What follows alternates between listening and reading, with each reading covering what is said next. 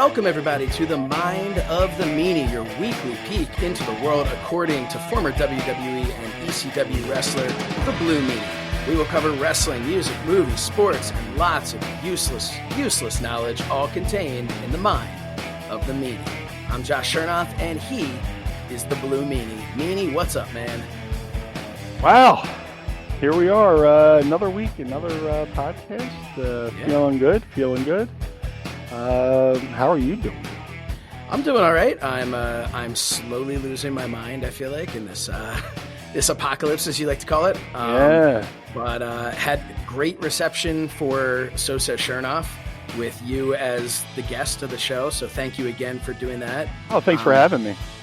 Of course. Yeah, no, if it was a lot of fun. And if you haven't heard it yet or haven't watched it yet, you can go to fight.tv or youtube.com/So Says Shernoff and check out the April episode. Meanie and I did a little plug for the Mind of the Meanie and had a lot of fun doing it. So yeah, check that out. But great feedback for that. So I appreciate it. I hate to go into something so down to kick things off, but I wanted to start by talking about, unfortunately, everybody found out as we're recording this on a Friday, everybody found out yesterday that we lost an absolute legend in this business. The Howard Finkel passed away at age 69. And Meanie, I just wanted us to be able to take a little bit of time for you. You shared some great stuff on social media, but I wanted you to be able to you have this platform. So if there's some memories you can share, some words you would like to share about the Fink. Man, yeah, it's heartbreaking. Howard Finkel was the voice of my childhood. Well, he's the voice of everybody. Too. Yeah, everybody's childhood, not just me. I'm not being selfish here, but every big moment, like I'm a homer with Philly sports team. I'm a homer with WWE. That was the promotion I fell in love with first, and Howard Finkel was a huge part of that. During the '80s boom, he was, big in WWE before like the Hulkamania stuff, but then once Hogan won the belt, and then like the start of it was either championship wrestling or all-star wrestling, where, the opening voice was, and no, and, and Howard, it was Howard's voice, christening the launch of Hulkamania. And then all those MSG cards where, he's announcing, Slaughter versus Patterson and the street fight and every single thing. His fingerprints, he coined the phrase WrestleMania. We just had the most bizarre WrestleMania in history, and but it wouldn't be called WrestleMania if he hadn't gone, been such a big music fan.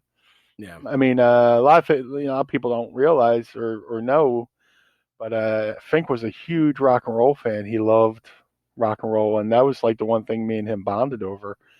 I worked in the WWE. He loved, the Rolling Stones. Yesterday I shared that he loved me and him both loved the Black Crowes. Mm-hmm. And when I found out he loved the Black Crowes, I went home and I had this back before, MP3s were a thing, but you would trade CDs and tapes with friends, and a buddy of mine sent me my friend Jeremiah, shout out to him. He sent me a really cool Black Crowes B-sides and rare tunes, and I made the copy for Fink and gave it to him, and we bonded over that. And we're like, man, how come some of these songs should have been hits, or they should have been singles, not B-sides and all that stuff. But he was just such a welcoming figure,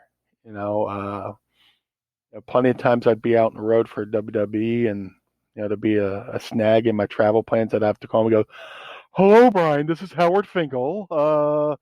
Let us get you on the next flight out." Okay. It's funny that Kevin Keenan, who's a referee for WWE for a little bit of time, he was telling me once before a story about how when he first got his call for travel and how he just couldn't believe it because he's just basically getting this announcement, from the Fink, just saying, we have your airplane tickets available and you'll be and like he said, it's like that voice was just like you said, and I said, the voice of our childhood. And he had told me that same thing about how he would get any travel stuff from the Fink was just the coolest experience to get that from him. If you watch some of the old TVs on the network or YouTube, well, mostly on the network, but like they'll have the match, and then there'll be a space of silence. Mm-hmm. I don't know if many people notice it, but that silence was left there on purpose for Howard to do voiceovers for. Oh. Hey fans, WWE is coming down to the Mid-Hudson Civic Center in Poughkeepsie. Yep. On the card, Hulk Hogan or whatever the card was for that time. And just like I'll be watching old shows in the network, and then when I hear that splice of sounds come in, I start doing my own Finkel in my own head. Because my favorite one is like the Mid-Hudson Civic Center in Poughkeepsie. Yeah.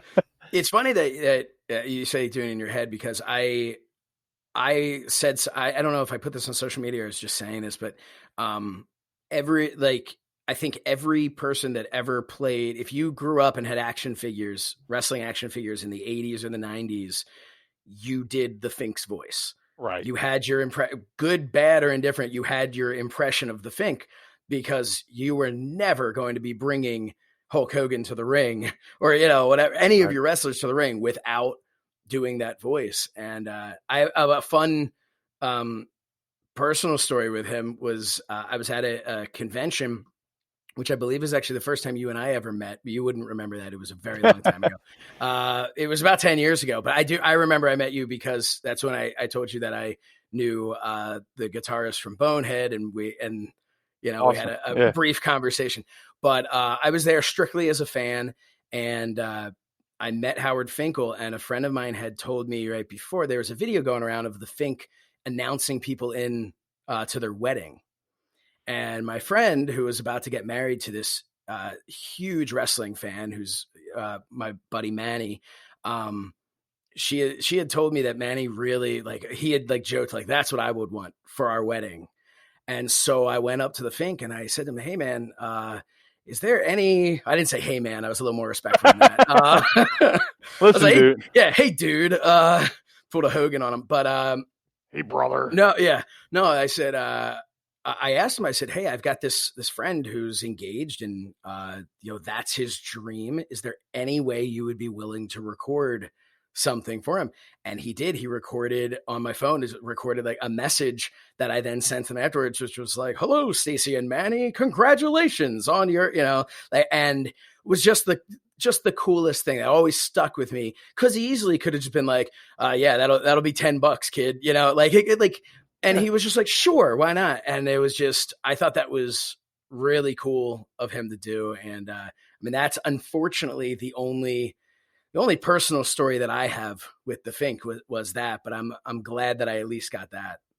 I always wanted to geek out and be like, "Hey, can I record you just introducing me so I could put it in my video game and stuff like that?" Hey, Fink, I got the newest WWE game. I want to overdub your voice over the BWO theme so I can put it in my game. Can you hook a meanie up? Well, that is something I remember at that point. After I got this recording, I thought to myself, "Man, I really should have just had him do my name instead and not do a whole message for my friend," But it's just I've heard so many great things about him as a person. And again, like I said, that was unfortunately my only interaction with him. Right. But so, and do you have any other stories other than what you were just talking about before with the music and stuff? Any fun stories interacting with Howard Finkel, be it in the ring or on the road, that you can think of? He was just such a sweetheart of a man, just very approachable. TV's, you'd have to be at TV at 1 for an 8 o'clock show or 7 o'clock show. So you're there all day. So sometimes you just plop down the chair and start picking his brain. Back in the old AOL days, they had the thing, beat the Fink in trivia, because he was the be all end all with the WWE trivia. Yeah. And sometimes you try to catch him off guard and throw a little sabotage him with a quick question to see if he was on his toes, and just stuff like that. But I guess like my favorite memories are like getting to see him at the conventions and stuff like that, where it wasn't like a real work environment like WWE was and stuff like that, just because we're just two guys, At TV, you chit chat and you talk and you're passing time, but like we were doing the Legends of the Ring conventions in Jersey, and he was like the MC, and he was doing general announcements for now available for signings in the other room, or whoever. You go over and just talk, and it was cool. I got to introduce him to Mrs. Meanie, and they hit it off, and they would talk and stuff like that, and just great memories of that. Just I guess the last time I saw him was at DCW Arena for the Icons of Wrestling convention that would run before Tommy Dreamer's House of Hardcore shows. And just to stand there and be like, hey, it's pretty cool that Fink is in the ECW Arena right now, Yeah. Oh, really, Brian? Where was this? Or, every time I'm in the ECW Arena and somebody hasn't been there before, sometimes they don't realize they're in it because it's the 2300 arena now. Right. I'd be like, you're in ECW Arena. And they would, okay, where was Paulie's speech? For, because everybody saw Beyond the Mat and stuff like that. Where was his speech? Because I've been backstage at the ECW Arena, and it's totally different now, isn't it? Oh yeah, the whole staging area where the TV has been ripped down. Okay. And I was walking upstairs, and for a second was like, I wonder, and I'm like, no, there's no way. This can't be the same stairs. Yeah, there's certain landmarks in the building where I do a couple paces. I go, okay, this was here, so I can take 3 steps over here, and here's where the stairs that went up the thing was. Okay, here's where the entranceway was because that pillar's right there. And yeah, which pillar? Do you remember? I know we're getting off track, and definitely want to go back to honor the Fink more. I am wondering though I have wondered which pillar was the one that was always in the aisleway for ECW. Was it the one like if your back is to the concession stand, is it the closest to you or is it the furthest? It's the closest one because like the DCW Arena has that. I say Titantron, but there's that video screen right near where the bar is and where the side entrance for the wrestlers to go in is and stuff like that. And if you walk diagonal from that video board to the right, it could be the left or the right, but the pillar when you're coming down the aisle is always on your left because that's how the guardrail aligned and stuff like that. Yeah. So, when I get people the 25-cent tour of the ECW Arena, I go, oh, well, this was here and this is where the ring is and that's where Paulie stood and that's where was the Eagle's Nest? Oh, it was over there, and that's something, going back to the Fink, like that's really cool, having those conventions there and having a guy like Howard Finkel in the ECW Arena. That really is just two worlds colliding there. So for you, that had to be really neat just to be able to interact with him there. Yeah, it's like that with a lot of the guys, but especially the Fink. Fink was still, he was the greatest ring announcer of all time. He was the first WWE employee when Vince bought the company. That he was the first hire, but he was really the biggest fan of the WWE and wrestling in general, because when they Vince would be in a meeting with everybody and stuff like that.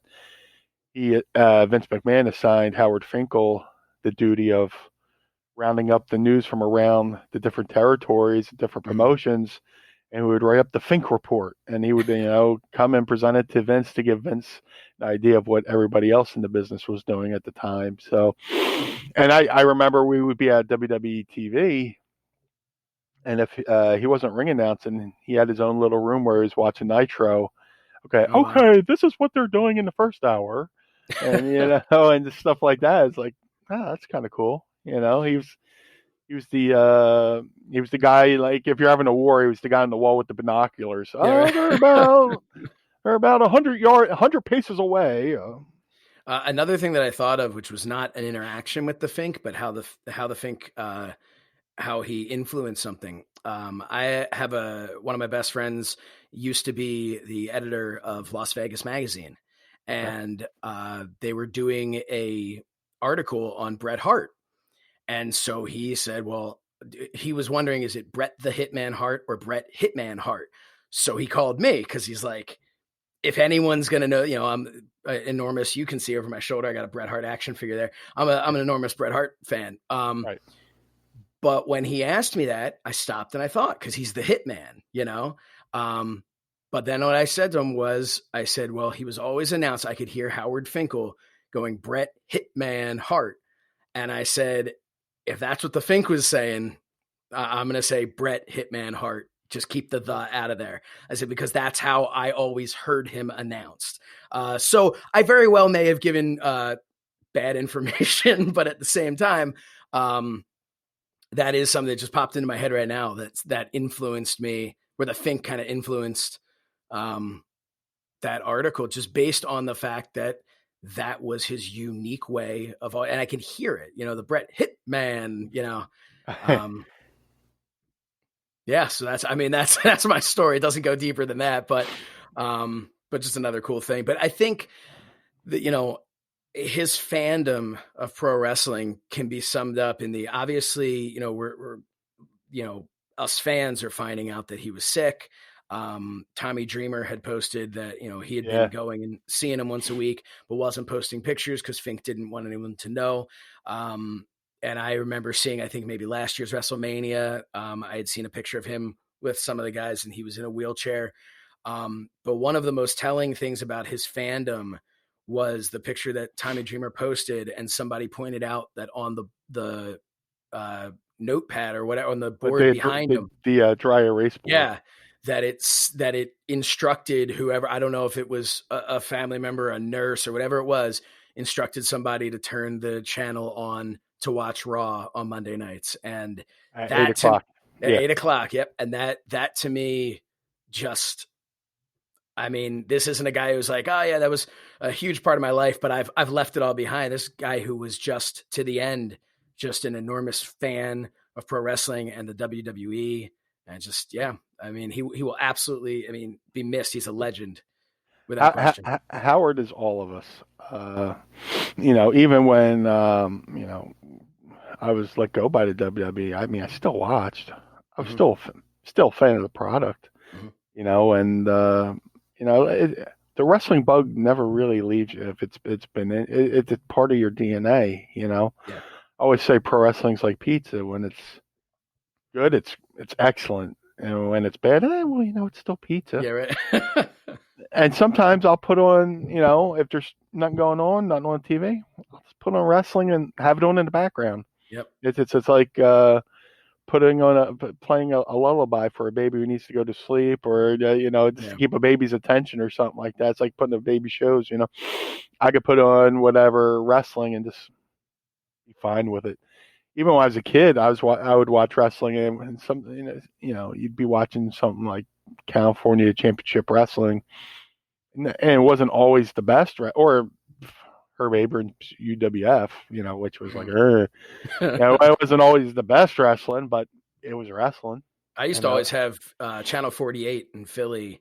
Some nights you struck gold and got ECW, and some nights you got USWA, and some nights you got depending on what it was like NWA Wild Side or something in like Atlanta. So and I loved it all. I always had wrestling on. If there was wrestling on TV, I had wrestling on. And here's, I know we've talked about the age gap here, age discrepancy, but 30, 35 years, something like that. Fuck you. Fuck you. No, when I was a kid, there was a different Channel 48. You had a Channel 48, and everybody remembers that, ECW was on, and NWA Wildside, Memphis, and a bunch of other stuff. I forget. But when I was a kid, we had a Channel 48, was based out of Delaware or whatever. That's where I would watch. You'd watch my schedule as a kid. I would watch wrestling on Channel 48, and then at like maybe 10 a.m. or something like that, and then watch. Or no, I'm screwing up. I would watch wrestling on Channel 48 at noon, and then there would be like Kung Fu Theater. And then like whatever, and then I would flip over to Channel 17 and watch the other WWE show. There would be All Star Wrestling or Championship Wrestling, flip flop the times. But that was part of my childhood. Yeah. I'd wake up, watch the Mr. T cartoon, watch the Smurf cartoons. Then I knew WWE came on, and then when we moved to Atlantic City, I knew we would get the New York channel, so I could watch the Philly feeds, and then watch the New York feeds, and it'd be the same matches all over again. I would still watch it. I didn't care. This was a different decade than when you're talking about. I'm not making a joke, but because I was, I guess, like a teenager at this point during the Shotgun Saturday Night days, when the original Shotgun Saturday Night, in like the small bars and whatever it was, that we didn't get it in Philly. You only were getting that in New York and like select places, and I was furious about that. Like, I just remember, like, I was so, like, it was a sore subject for me because I've always been a WWF, WWE guy. And the idea that they would put out this new creative venture that I was not able to see, that, there was no, there was, keyword AOL or keyword WWF on AOL, but no, there was like no way to see it. And that was just infuriating. And then you see pictures and there's like yellow ropes and I'm like, oh my God, this is the coolest thing. And yeah, it was really, I don't know that I really missed much in the long run of it, but you heard things like Terry Funk and Stone Cold had like a brawl. And I just remember, but Channel 48, was all that for me. So yeah, I guess for all different times. And even later on, I had an indie promotion that had shows on there. There was Ring of Honor had their shows on there. Yep. And then eventually I believe CZW too. CZW, I think. Yeah. And then they were bought out by and they became like a Christian network or something. And apparently CZW didn't jive with their morals and, yes. But so it changed. But I remember, it was their studio, I guess it was like a studio or whatever was in Manayunk, for a time. But there was one time when there was a bad storm in the area and they got flooded, and you put on Channel 48 and there's like just a camera aimed on the sign, studios flooded, or written in like handwritten note on TV. Yeah. We'll resume whenever. Good luck. But it's funny you bring up those, not being able to see those Shotgun Saturday nights. When I was a kid growing up in Atlantic City, we didn't get TBS, so I wasn't getting any of those TBS, Saturday night shows or anything on TBS until, I moved to Philly and then eventually got it. So I can relate to that pain of not being. Not to launch into another like we did last week of the kids these days, but man, like everything, and that's why sometimes it's so annoying when people spend so much time complaining about wrestling. If you're a wrestling fan, you can find wrestling that suits you today. Right. You can find from Japan. Fight TV now is doing the Oriental Wrestling Entertainment, that, the OWE. Yeah.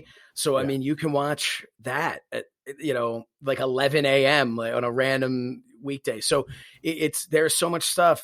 You don't need to spend that much time hating on other things. I say, as I have a monthly news show that hates on it. But that's my job. But to talk about, just to wrap up, I didn't want to just move away completely from the Fink. Of course, but like that's the thing, Fink was. You talk about the Fink, you're going to start talking about all it. He is so interwoven in the fabric of professional wrestling that you're never going to be able to talk about him without instantly going, "Oh, Howard Finkel. Oh man, that reminds me of that one match," because he was such a part of it. And this is like a typical conversation I could have with Howard Finkel. He could talk to you about everything, and like just to hear him talk and wax poetic about like certain stuff like that. I was like a kid in the candy store, and that one hurt. That hurt. When I found out he had passed, that hurt. Because 69 really, No, not it's old. it's not old. No. And I started doing math. I was like, oh man, he was only like 20 when I was born and stuff Well, like that. And you start thinking about, you're like, man, he wasn't old. No. And that was one of the most shocking. Also, I mean, he had being bald, follically challenged. Right. But you look back at it, and he must have been doing like quick math in my head, like 33 at the first WrestleMania, right? Something like that. Yeah. Yeah. He would have had to be, because they just had WrestleMania 36. So he would have been 33. Like, that's insane. Like, I look at him at 36 now, and I look at him the first WrestleMania, I go, yeah, he was probably about 51, 52, Right. But no, he was, which again just speaks to the impact he was having is when he was just, like 30 years old. This guy really made it's a great thing for him to be able to leave a legacy for somebody who loved and respected this business so much to I hope he knew, because he had so many years in retirement, that I hope he was able to, through conventions and obviously Hall of Fames and stuff like that, I hope that he was able to know the impact that he had. And there's a couple of, I really can't think of that many people who, everyone talks about their Mount Rushmore of this, Mount Rushmore of that. The only other person that I could consider similar in this way of how he's viewed is a Bobby Heenan to managing. The way that people talk about, hands down, who's the greatest manager of all time, or who's the greatest color commentator of all time, at least from my generation, the answer is Bobby Heenan. Right. And I feel like across any generation that ever had the opportunity to hear Howard Finkel, hands down the greatest ring announcer of all time. And to that point, on social media the other day, Dave Penzer, who was the ring announcer for WCW and TNA, he said Howard Finkel should be the only ring announcer to go into the WWE Hall of Fame, because he is a number one. Like there's no mistaking that voice. He's the voice of a generation, voice of an era. Yeah. And to this day, people still impersonate him, and and new, that's even the hashtag and new that people do. That simple phrasing of how he, put the extra emphasis and new. I could pull up a video on YouTube and still get goosebumps. Yep. And I remember. I can't say enough about him. I remember one time when he didn't do the and new, which always stood out to me as this like really cool, unique thing. Maybe he did it another time, but this is the only one that stands out to me, was WrestleMania 8 when Macho Man won the world title, and he said, and once again, World Wrestling Federation champion. And once again, it was so, like he just, we can go on and on about him, and he would deserve an entire show. But we as we move on, any last things that you'd like to say? Man, when you lose, people always go, oh, which wrestling death hurt, and once anybody passes, you feel bad, but then you hear, of certain people passing away. Not only does it hurt, it really is a gut punch. And I have no shame in saying that, shed a couple man tears for Howard Finkel. And if McCuskers was still open right now, I'd be raising a glass to him. But the greatest of all time, Howard Finkel, man. I love him, and I miss him. And I just miss being able to greet him and him going, Brian, how are you? And just getting a big hug from him. A lot of times I do these conventions just so I can see my friends. And a lot of times when you see somebody, you never know when the last time you're going to see him is. And I just wish I had one more time to see Howard and just tell him I loved him. I'm kind of jealous that, he got to go see him. And, I'm just really going to miss never being able to talk to Howard Finkel again because he was a gem. He was a one of a kind. Absolutely. You know what? This is a great. It's always tough to figure out how to transition out of something. Well, it's been So a rough important. week, But yeah, you know what I think could be a good transition. Why don't you talk to us a little bit about the Cauliflower Alley Club? Because we're talking about a legendary person in professional wrestling, and that's a transition that doesn't feel forced and doesn't feel inappropriate to jump into that. That's something that I think is something that a Howard Finkel could get behind. absolutely. So yeah, could we talked about it last week and people were really interested in it. And, I'm proud to say that I'm now finally after waiting for a long time, just being too lazy to do it. I am finally actually a member of that club. And it's just incredible if you go to their website and check it out. But Meanie, you can tell people about it far better than I can. Well, the Cauliflower Alley Club is pro wrestling's oldest legitimate charity. Takes care of wrestlers in need, and I'm pretty sure Vince was still taking care of Howard, because of everything that Howard gave to the company. But if Howard happened to be in need, Cauliflower Alley definitely would have been there to help him out. The CAC, because I keep getting tongue tied when I say Cauliflower Alley Club. Yeah, me too, and I don't know why, because I can say cauliflower. Yeah, it's just a repetition. And it's a great organization, and they don't deserve me, botching their name. But they're pro wrestling's only 501c3 nonprofit organization, and like this week or in the next weeks, I was supposed to be going out to Vegas for their banquets where we raise money and we throw money in the pot for all these wrestlers in need. And it's definitely something Howard would have been behind. Like I said, WWE was probably taking care of Howard, but the WWE also donates to. A lot of people don't know that WWE donates to the Cauliflower Alley every year. They buy a table and they send WWE representatives to be there every year. Most recently, they helped Kamala. They helped Kamala save his house. I know for a fact they helped Jerry Lynn when Jerry Lynn was injured.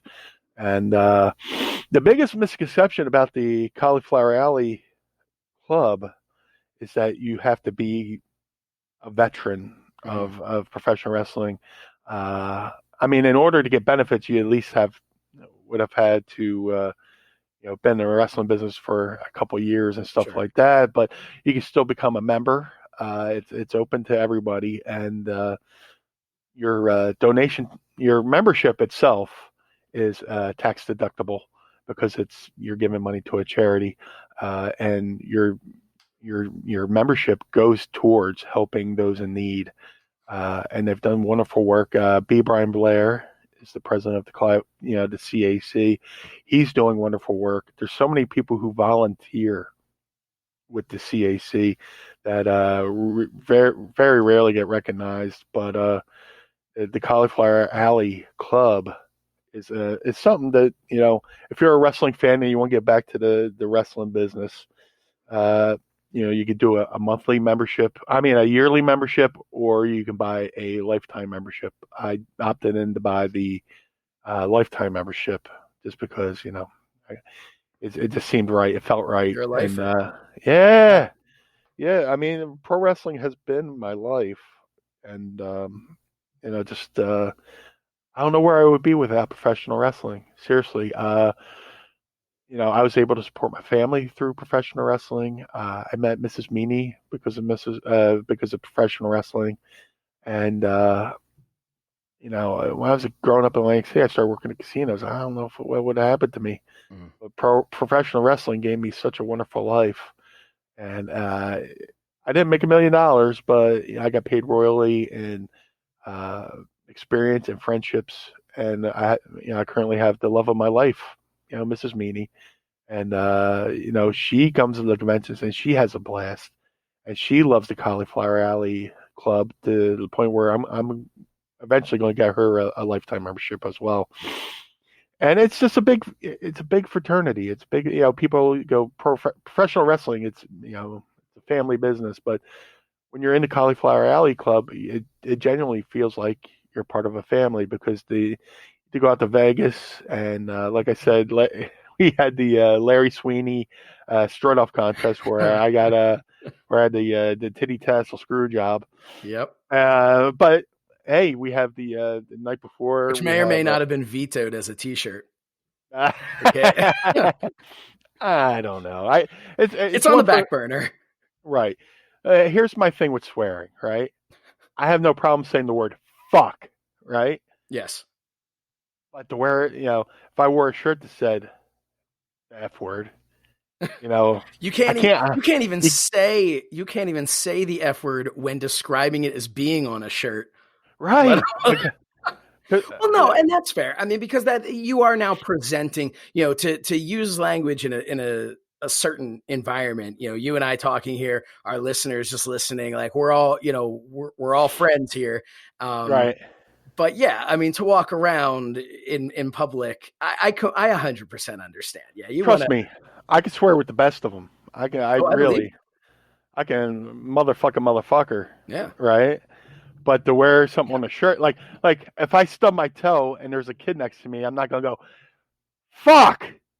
I'll go fiddlesticks or whatever. But if I'm wearing a shirt that says fuck, and I'm walking down the street and there's a kid looking at me, I feel like I have to put my hand over my shirt. Now it's like I try to be, cognizant of like my surroundings, and I try not to offend people. But, now, how comfortable would you be with a T-shirt that depicted the Blue Meanie stubbing his toe in front of a kid with a word bubble that said fiddlesticks? Because I think that might have to happen. We could take a poll. Let's take a poll. All right, we'll do that. But yeah, like where were we? Oh, we were talking about the Cauliflower Alley. And yeah, like I was talking about, I got screwed on the Larry Sweeney Memorial Strut Off. But there's also other great nights like the Bockwinkel Blowout, which is a casual affair where we get together, give out awards. They legit have like a lunch meat dinner, but it's awesome. It's cool. It's like a picnic. It used to be called the Bologna Blowout. Mm-hmm. Like I said, for those who don't know, back in the day, guys would drive 4 or 5 to a car. The guy driving, his wife would pack sandwiches, and they would sell sandwiches to the boys if it's like a long road trip. And you bought the sandwiches, you gave them X amount of pennies on the mile for gas and stuff like that. So it's just holding up that tradition. It used to be called the Bologna Blowout, but now it's the Bockwinkel Blowout because it was named after the legend Nick Bockwinkel. Mm-hmm. And then the next night for the Cauliflower Alley, they have the formal where you get all dressed up in your best, and they give out awards and stuff like that. And it's just a great night. It's great to be around other wrestlers and not have to get bumped around and stuff like that. And you can just get sauced up and share war stories and stuff like that. But now that I've said all that, if you go to caulifloweralleyclub.org, you can join up right now. You can PayPal them, or you can send a check. They still take checks. And like I said, your membership is a tax write-off. It's tax deductible because it's a charity. If you go to the convention in Las Vegas, your airfare, your hotel, all that is tax deductible because your tickets to the banquet are tax deductible because you're supporting a charity. So it's a great organization. It's a great week in Vegas and stuff like that, and you're just really helping out others other wrestlers in need because unfortunately we don't get health insurance, we don't get benefits, but thank God for over 50 years, going on 55 years, the CAC has been there to support others, and they definitely would have been there for Howard Finkel. Trust me on that. And it's something Howard would definitely give a thumbs up to. So this week has sucked. As far, Oh my God. I think just in general, but especially if you're a fan of professional wrestling. Obviously, one of the things we wanted to talk about with Howard Finkel was because we wanted to be able to honor him and obviously draw that line between the loss of somebody and then talking about people losing their jobs. But and obviously we're not trying to compare anything here, No. but we are to shift gears. Look, if someone had gotten released, maybe we would have mentioned it off the cuff. Man, so many people in professional wrestling lost their job, in the WWE lost their jobs this week on one miserable day. Which honestly, people has been like, oh God, it's so much in one day. Well, I hope it's done. I hope they just did it all in one day. Likewise. It just sucked. And man, the list goes on and on. I don't want to really just rehash the list. No. People are listening to this, they know. Yeah. But this is the world we're in right now. Mm-hmm. I'm scared. I don't know if you're scared. I'm sure you're even a little bit more scared because you have children and you have a wife and a house. I have a wife and I'm scared. I don't know what this future holds. Yeah. And that, goes for every business. I have a friend who has a business. He's over 6 figures in the hole right now because he had to shut down his business. Yeah. And he doesn't know when he'll be able to open. He doesn't know if he can open. He doesn't know if he's going to survive. The sooner he gets a chance to reopen, better. But we don't know. This is something we don't. It's like we're living in an M. Night Shyamalan movie because the thing that's killing everybody is in the air. Yeah, you don't see it. It's not like there's nothing to compare it to. It's a virus. It's in the air. It could be transmitted any way. You don't know where. And one of the most upsetting parts of it is that this virus is affecting everyone, even the people who aren't getting it, even the people who don't know someone who got it. It's affecting people's jobs. Which in turn is affecting, their families, and it's a very real thing. And I couldn't imagine, after WrestleMania, there always tends to be, there are certain times in a year where there are some layoffs. Right. And it's business. That is what it is. It's not, the WWE is not a charity just to have, oh, you wrestle here, we'll give you a salary. Like, no, right. If it's a good business decision for them to cut ties, I understand that. I can't imagine that the number would have been even an eighth of what it was had this not been going on. And this is a very serious, WWE's putting on their shows. There's no audience. There's no ticket sales. There's it's, well, look at all the. How many tickets did they have to get back for WrestleMania? Tens of thousands. Yeah. All future events. That's tens of thousands of dollars. Yeah. And this is for everybody. This is for independents. This is for AEW. This is for New Japan. This is for Lucha. This is for everybody. Nobody's bringing in revenue. Yeah. And there's no end in sight. Like you said, historically, after every WrestleMania, there's usually it's just like football. Mm-hmm. After the season, WrestleMania is technically the end of the season. Yeah, quote unquote. So at the end of the season, they make a batch of cuts and to bring in new people and stuff like that. So, but it's never been to this extreme. And like I said, I don't envy the WWE having to do this, because I've been there. I've been cut. I actually was hoping that you'd want to share that. Yeah, with everybody. If we can talk, I guess the first time you went to work for the WWE was it 1998? Yeah, I went to work for WWE in 1990, October, November 98, something like that. I debuted for them on Sunday Night Heat. I signed a contract for 2 years. It was like a TV contract. What does that mean for For anyone who doesn't know what that. Basically, it was a TV contract where they were just obligated to bring me in for TVs. I got X amount a week on the downside, and then if I went to TV, I got X amount.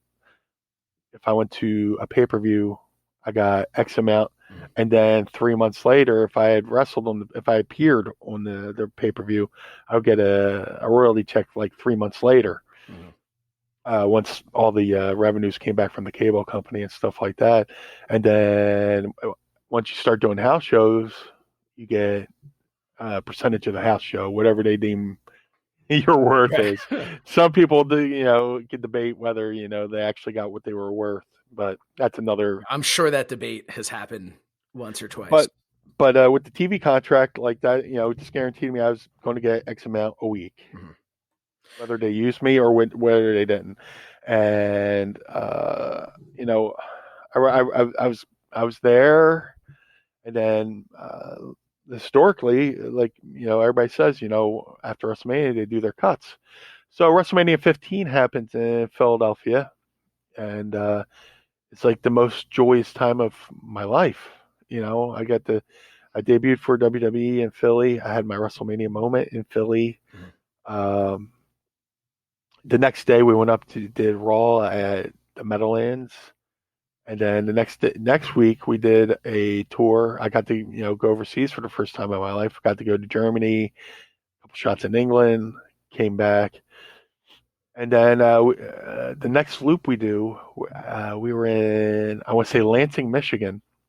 It's I think it was a Sunday show or a Monday show. I'm not quite sure, but Bruce Pritchard and Jim Ross pull me aside, and they take me to an area where there's nobody, and they said, "Hey, we have to let you go." And the feeling of just numbness that comes over your body is undescribable. Imagine getting finding out the worst news of your life to at least that point. And this the burning sensation that goes from your head to your feet, where you feel numb. Did you? And you try to plead with them. You're like, I got a mom and grandma I'm taking care of. We appreciate you. You've been a great employee, and they were beyond nice about it. Oh, I can't imagine either of them enjoyed Yeah, I'm sure that's the worst part of their job, to have to do that, and especially to somebody like that they like. I'm sure there's been a person a time or two where they haven't shed a tear having to let them go, but for somebody that's that's really really liked in the locker room, that's got to be upsetting. And what was did you? So many people kind of have they see the writing on the wall, or there were people in the release now that you would there could be a name that in the people that were released this week where you go, okay, we saw that coming based off of the lack of use on television, or when they are used, they're just you can tell they have nothing for them, or they're not fitting or getting over. Was there any writing on the wall to you, or did it just come as a complete shock?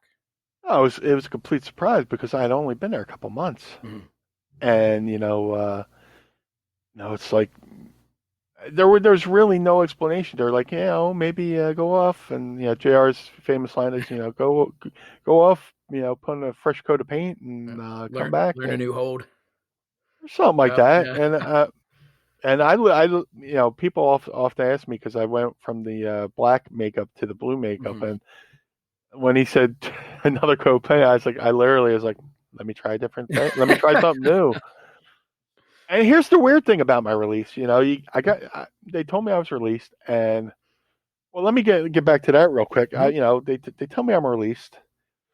I'm fucking stunned. It's blindsided by it, because I literally had just gone there, and when you start making a certain amount of money, you start living a little bit better, and I just bought a car, I just got a new house, stuff like that, and I didn't know what to do. I just stood there, and the meeting ended. I went into the locker room. I found a bathroom stall. I sat in the toilet, and I just fucking started crying, and just fucking the idea that I was going to have to go home and tell my family I just got fired. I never really got fired from it. Like I've always had jobs and I've always given notice and stuff. But just to say, feel that feeling of not being wanted really was really heavy. And I went and found a quiet spot and just fucking let out a couple man tears because I was like, man, what?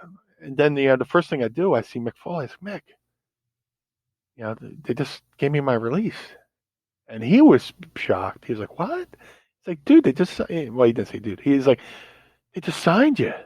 He's like, and he told me like, and a lot of guys now who are getting released don't realize, your value is going. He's like, oh, I mean, you could go back to the indies and your value will be way up and stuff like that. You're fresh off WWE TV and all this stuff. He's trying to give me a pep talk, and kind of talk me off the ledge. And I talked to Al, and he pretty much told me the same thing. He's like, man, they just hired you. Yeah. And and the weird thing about my release is I kept working. So how long did you work for after you were released? Dude, they released me I got my release in Lansing, Michigan that night. Me and Goldust went out and wrestled the Acolytes, and we did a thing where, Dustin turned on me and left.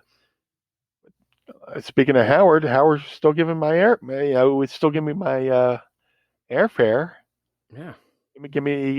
Well, I don't know if it was a thing where they were giving me my release and they were going to let me work out the remainder of the contract, which is kind of crazy because, I signed in November 98 and it wasn't going to be done until November of 2000 or something like that. It was a 2-year contract. Or they were going to send me home and I just sit and collect the remainder of. I don't know how. I know now they do the 90-day thing, right? So I don't know, but they kept giving me airfare and they kept giving me booking sheets, and I was still working. Did you at any point? What did you say? Something, or were you just? Nope. Nope. Here's a story. You were released, and now you're going to listen. We're going to put you in the main event of WrestleMania this year, and you're I don't work here. Well, I got released after WrestleMania, but I'm not even going to stooge this name off. Okay. Because I love the guy, and I'm angry at the guy for this. There was a guy who wrestled for the WWE. He got his release, and they forgot to stop paying him, and they kept sending him paycheck. Right? They kept sending him checks for another year and a half, 2 years. Wow. And the guy showed up to TV one day. He's like, "Guys, got anything for me?" And they're like, "Well, no, you don't work for her anymore." He's like, "Really? These guys have been paying me." I'm like, "Dude, why the fuck did you say anything?" Yeah. Don't ever come back and just collect. Wow. Look. I'm not saying it's the opposite of Office Space. Right. Of the guy who they didn't tell was fired and just stopped paying him. Yeah. Yeah. This guy was released, fired, and they forgot to fucking stop paying him. They paid him for another 2 years. Wow. And if he hadn't gone and fucking stooged himself out, who knows when this? And I'm not saying it was right, but for all the times the business gets over on the boys. Oh yeah, this was the perfect opportunity for one of the boys to get over on the business. I was like, why did you say anything? That's amazing. At least just ride it out, and still do indies and stuff like that. Oh man. So back to me, they released me, and I was still getting booking sheets. I was still getting airfare. For how long? For how long after? A couple weeks. Okay. So when I was waiting. So they released you right after WrestleMania 15? Like the next week, we did WrestleMania 15. We did Monday Night Raw. I helped Goldust win the Intercontinental belt from Road Dogg. Next day, we flew out of Newark to the European tour. Somebody got in. I think Mark Henry got injured, so I was filling in for Mark Henry, and they put me on that tour. Come home, spend a couple days at home, go back out, and I guess the loop was Ohio, Michigan. Mm-hmm. Because we did Lansing, I think we did Kalamazoo. I'm not sure. I'd have to look it up on the history of WWE. Don't fact check them, folks. Yeah, don't fact check me. But quick shout out, because this website I use all the time. When I can't think of a date, I'll go to the history of the WWF.com. That guy has like every house show from the 70s up until whenever. And he's got all the ECW dates too. So I use that for a lot of resource. But like, I would have to go look back at him. I think it was Lansing, Michigan, and they gave me my release. And I even showed up at I was doing shows out in Seattle, and the fan was like, "What are you still doing here? You got fired." I'm like, "Oh, thanks, Dick." Fuck you too. What are you doing here? Yeah, oh man, it's my fat ass. And this is one of the things I think fans like. If you see. There's always just this weird blurring of the lines with pro wrestlers as being characters and being real people, you know? And I think that sometimes fans will see, like, if they're watching their favorite scripted television show and somebody loses their job, that doesn't really weigh in. I mean, you're curious how this is playing out in a story or whatever, but I don't think all you have to do to really think about all these people who were just released, you talking about your story of when you were released, and like, any fan, it's something any fan should be able to relate to on a human level. What if you lost your job? What if you just stopped getting 100% of the income that you have coming in? And I think if because fans always give they're like, oh yeah, like a guy loses his job in the WWE. Oh yeah, well they weren't really using him anyway. Like this is a person who has people. Yeah, they have responsibilities. They have mortgages. They have families. And I think, you talk about finding a stall and shedding a man tear.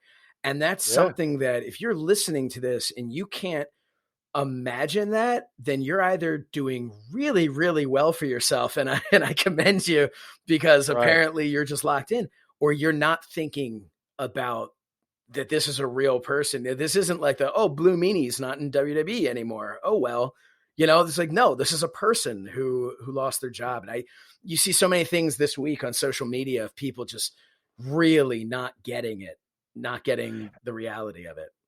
And another thing, and this isn't me. I'm saying this to put things in perspective. This isn't me going, oh well, the fans don't realize. Yeah, that's me. That's me doing that. Yeah, no, seriously, what the fans don't realize is, like, say a guy gets a 6-figure contract, 50% of that's going to taxes. Right off the bat. You pay federal tax, you pay state tax. If you live in Philadelphia, Philadelphia takes a tax. And then every state you work, you have to pay a tax to that state. Sometimes it depends. Usually if you work that state more than like once, they'll send you a form or something. But like, not only are you paying your federal, your state that you live in, and maybe city tax, you're paying maybe another 10 to 15, 20 states taxes. That's not being taken out of your check every week. You have to set that money. Yeah. You have to set that money aside. And then you're on the road. You're paying for a rental car. You're paying for hotel. You're paying for your meals. Yep. If you're going to the gym, you're working out. Stuff like that. And then you also have your mortgage, your car payment, and all that stuff. So maybe 60% right off the top is going to expenses.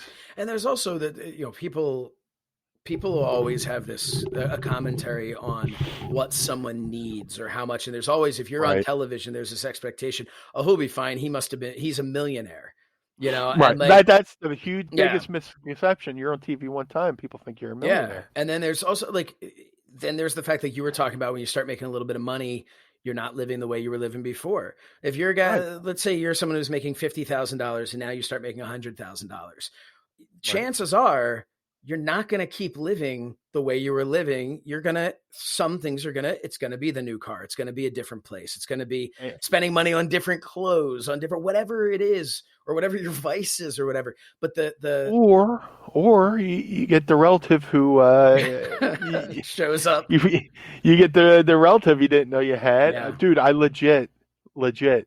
I went to the WWE, and somebody I hadn't talked to since second grade called my grandmother. Wow. I was like, "Are you going?" She's got, and my grandmom's too kind. My mom and grandma were way too kind to people. Are you going to call him back? I'm like, fuck no. Where was he after second grade? Yeah, right. Where the fuck were these people when I was? Where were they? Because they were all just quietly rooting for you. Dude, yeah. Well, I lived in this small city in Jersey called Gloucester right before I lived to Atlantic City, so I totally moved away. Mm-hmm.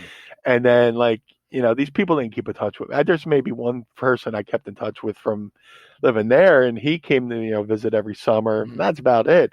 But this dude, you remember Lenny from second grade? Maybe. Well, he called. I was like, oh, really? Yeah. It's just. Hey, so wants to know if you could co-sign on a loan. Wow. And you're just like, and then you got to factor that into, when you go, when you're making this money for WWE or in the wrestling business in general, they're an independent contractor. Yeah. Put that money, and that's, hopefully they're teaching these kids down at the PC now, because these people, if you're that young and you don't know how to handle that money. Well, it's a big thing. You gotta realize, you're getting that check. You gotta take part of it and just hide it from yourself. Well, then there's the other people that you have to feel for too, who you're talking about the PC and so much of an operation with the people behind the scenes who moved either to Orlando or moved to Connecticut. And I know everybody, everyone knows the story with Eric Bischoff, and I'm not saying one way or the other one's worse than the other or anything like that, but that's an example of a guy who everybody has their version of, well, that sucks. Yeah. Yeah. And it's, so going back to, so you left, well, I was fired. And then, I was saying it nicer, but yeah. So they gave me my release. So you were fired. You didn't leave because they continued to send you to the show. And it reminded me of that one guy who they forgot to stop paying, and I was like, dude, just shut the fuck up. Just go to your mailbox. Yep. So fucking. Dude, if I told you the name, you wouldn't even fucking believe it. But I don't want to stooge. I don't want to stooge off. All right. But well, here's the deal. So they gave me my release, and then, unbeknownst to me, there was this online campaign to get me my job back. And this is why I love ECW more than anything. There's a group of fans from ECW who ran the website Strictly ECW. They're the ones who, when ECW lost their first pay-per-view, they rallied behind ECW and bombarded the cable channels or the pay-per-view provider to pick ECW up again. And that's why we eventually got ECW Barely Legal, which was just the anniversary of this week, which I wish I would have remembered. But I put that on me, the fact that last Monday's show, which fell on the anniversary of Barely Legal, Yeah, who knew? But the same fans from Strictly ECW who got ECW their pay-per-view back, guys like Mike Johnson, Chris Woodward, Anthony Lewis, they started a campaign called Save the Meanie. And they got a website going, and they got an email campaign going, and they got people calling. And I'm sitting at home, sitting on my computer, just pondering my future. My phone rings, and it's Jim Ross. He goes, "Well, Meanie, you got a reprieve from the Warden." Jim. I love Jim Ross. I love him. I love his Jim Ross. turn of phrase is second to none. I love him. I love him to death. And I loved him even when he had to fire me. I knew he was just doing his job. But, well, you got a reprieve from the Warden. Apparently he wants to give you another chance. So, flash forward, I start because they haven't stopped giving me booking sheets and airline tickets. I'm back. I'm back, even though I didn't leave. So, and here's a cool thing. I flew to Chicago for the next loop. My Philly to Chicago, I land, run into Triple H in China at the airport, baggage claim. They're like, "Hey, we heard you're back." I was like, "Yeah." They're like, "Good," because everybody was like, "Man, they didn't really give him a chance." And word got back to me, and I know this sounds like complete nonsense or made up because wrestlers live in a fantasy land sometimes. But word got back to me that Triple H, Sean Waltman, and I'm not making this up. I was told this by somebody else that the Rock actually spoke up for me. Oh wow! And said, "Why are you letting this guy go? You didn't do anything with him. You didn't give him a chance." And that with the Save DeMeanie campaign, Vince Russo came up to me on TV and says, "Bro," he said, Vince, I'm not going to even go into the Vince Russo impersonation, but Vince Russo said their email system was inundated with emails, and people were calling the office. It like shut down their email system because it's the 90s, Yeah. Yeah. So people still impressive though. Still impressive, dude. Beyond flattering. So I mean, that's got to be because beyond flattering because I'm a realist. You go, who am I? But that's got to be from the lowest of lows of them pulling you aside and telling you we have to let you go, to the highest of highs to have, somebody like Vince Russo at that time and his position come and tell you, hey, you shut down our emails because of how many people wanted you here and you're back. That had to have been a complete juxtaposition of like the feelings there. Like you had to have. Well, when I got the phone call from Jim Ross, it was just like, when I said, when they told me I was getting fired, that whole burning sensation went over my body of dread. Well, Jim Ross called me and told me that. Like it was, watching it. It felt like I was watching the Eagles win the Super Bowl. Just like I jumped up. Just like the first time when they hired me, I jumped up out of my chair and my legs were tingling. I was so relieved. And I went. I had to tell my my mom and grandma who I was financially supporting that I had been fired, telling them they're giving me a second chance. So that was a world lifted off my shoulders. Now, when you were given that second chance, did you say to yourself, okay, I'm going to is that when you decided to do like the blue kind of like, it's almost like devil kind of.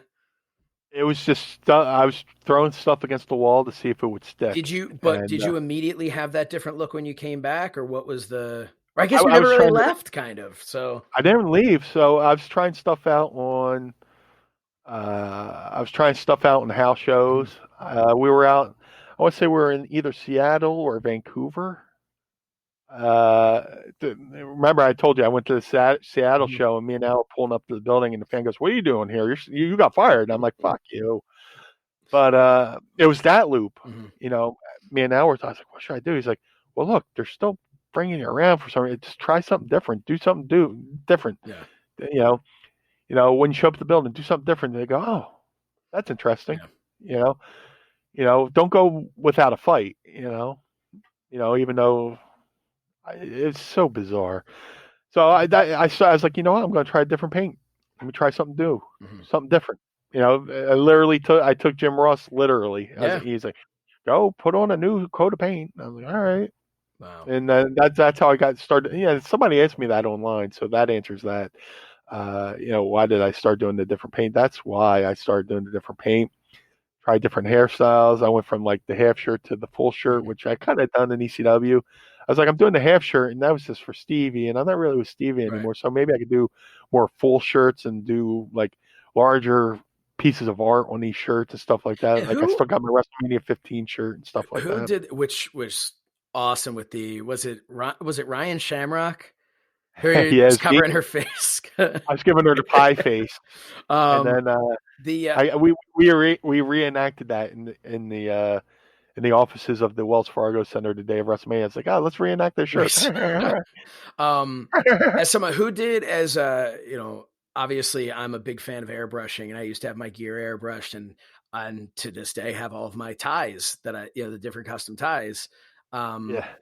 When did you start doing that? Who gave you that idea to start? Who did it for you? Like, did you just go someone random, or did you have a friend? Like when I was debuting for ECW, like Stevie was wearing the rock and roll shirts and stuff like that, and Raven was like, you should wear, he was joking about giving Stevie the flock. I love the Flock of Seagulls half shirt, with which was an all pink with pink hearts and stuff like that. So initially, that first shirt was bought by because I was broke as a joke. So Raven took me to like the Franklin Mills Mall, and there's an airbrush shop there, and we got that one done, and we got a Blue Meanie one done and stuff like that. But then I live right in South Philly, and there was a place on Ashland Avenue called the Airbrush Place, which isn't there anymore. But I would go there I would go there to get my shirts done. I got my knee pads done there, and then throughout my career. Throughout ECW, like Louis D'Angeli, Sign Guy Dudley start wearing tie-dye suits. And he's like, man, where you get your shirts done? I told him the airbrush place there around Patchogue Avenue, South Philly. So Sign Guy, all the airbrush, all the tie-dye suits that Sign Guy Dudley was wearing that looked like tie-dye, those were airbrush at the same place. Oh, wow. So then I go to WWE. I got all the airbrush shirts.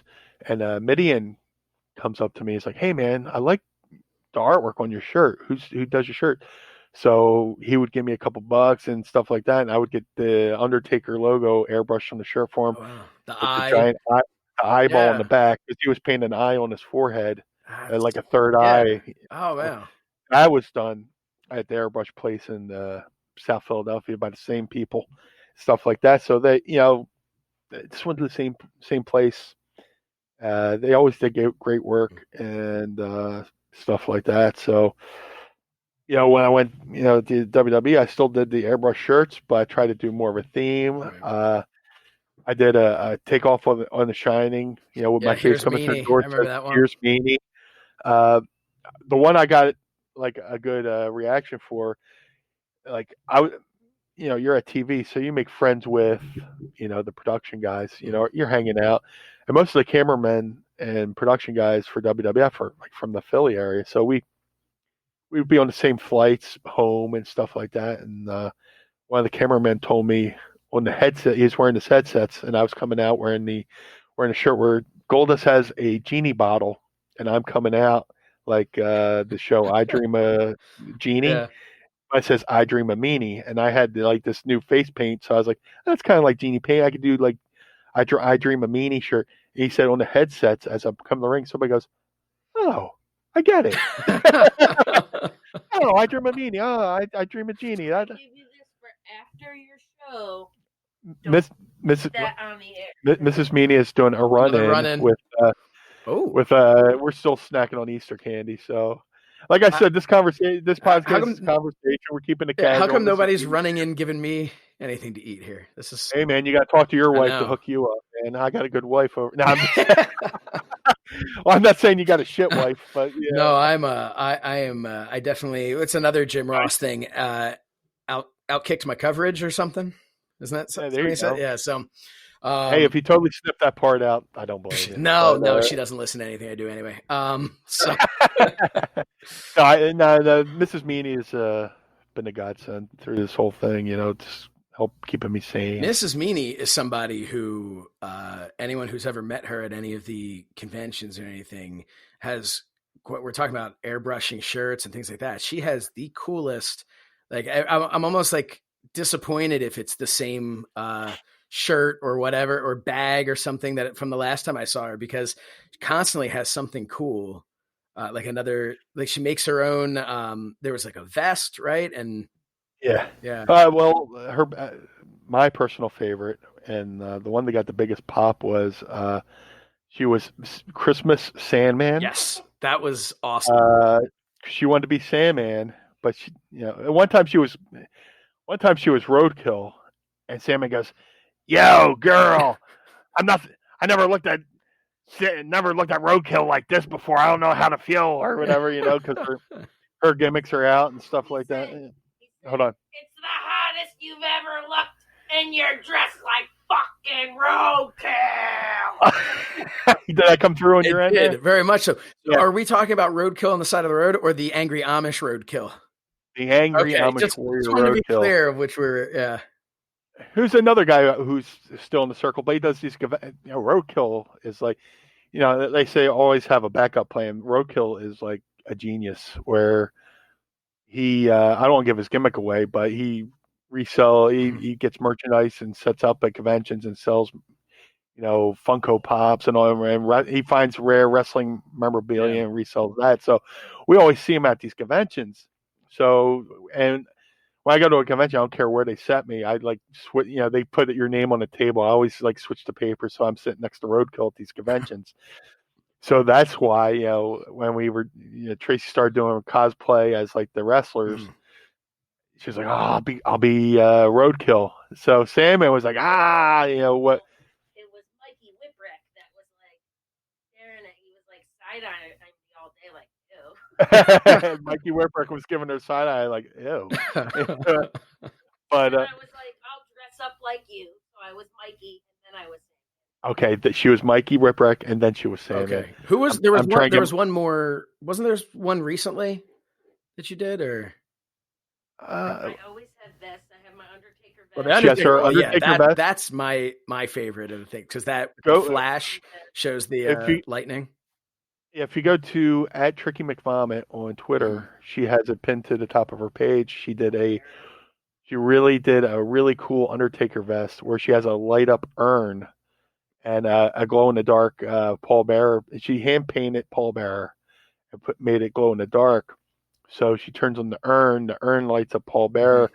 She turns out the light, she turns off the urn, and then pallbearer's glowing in the dark. And then there was also, I remember she told me to take a flash photo. And if you do a flash photo, there's like lightning that shows up. Yeah, she's got this. I can't even explain the gimmick, but if you take flash photography, it's like this certain kind of iron-on thing she does with lightning bolts, and it looks like her shirt's shooting lightning, which is awesome. Which I just realized I can hear her, but she can't hear me, so I'm putting her over here. Oh, she can hear you. Oh, okay, good. All right. I need to get some credit for. I'm so hard of hearing. I got my volume on these headphones way up. So she can hear. She can hear everything. Good, because I saw on social media that she will not watch any or listen to anything.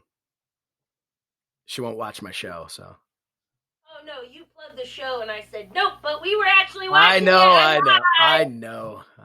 She's ribbon. But also the cool thing about the Undertaker vest was it plays the Undertaker's theme song.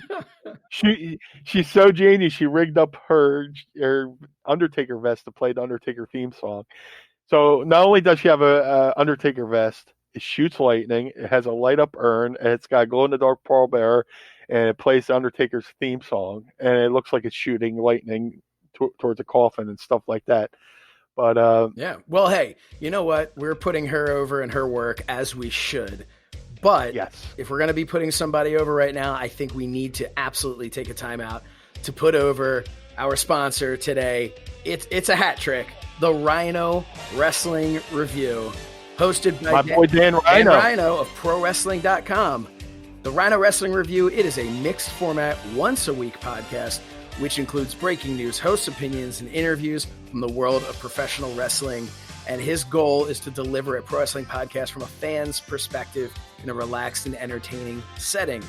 Dan is joined by a revolving cast of co-hosts offering unique opinions and takes on the ins and outs of this crazy world of professional wrestling.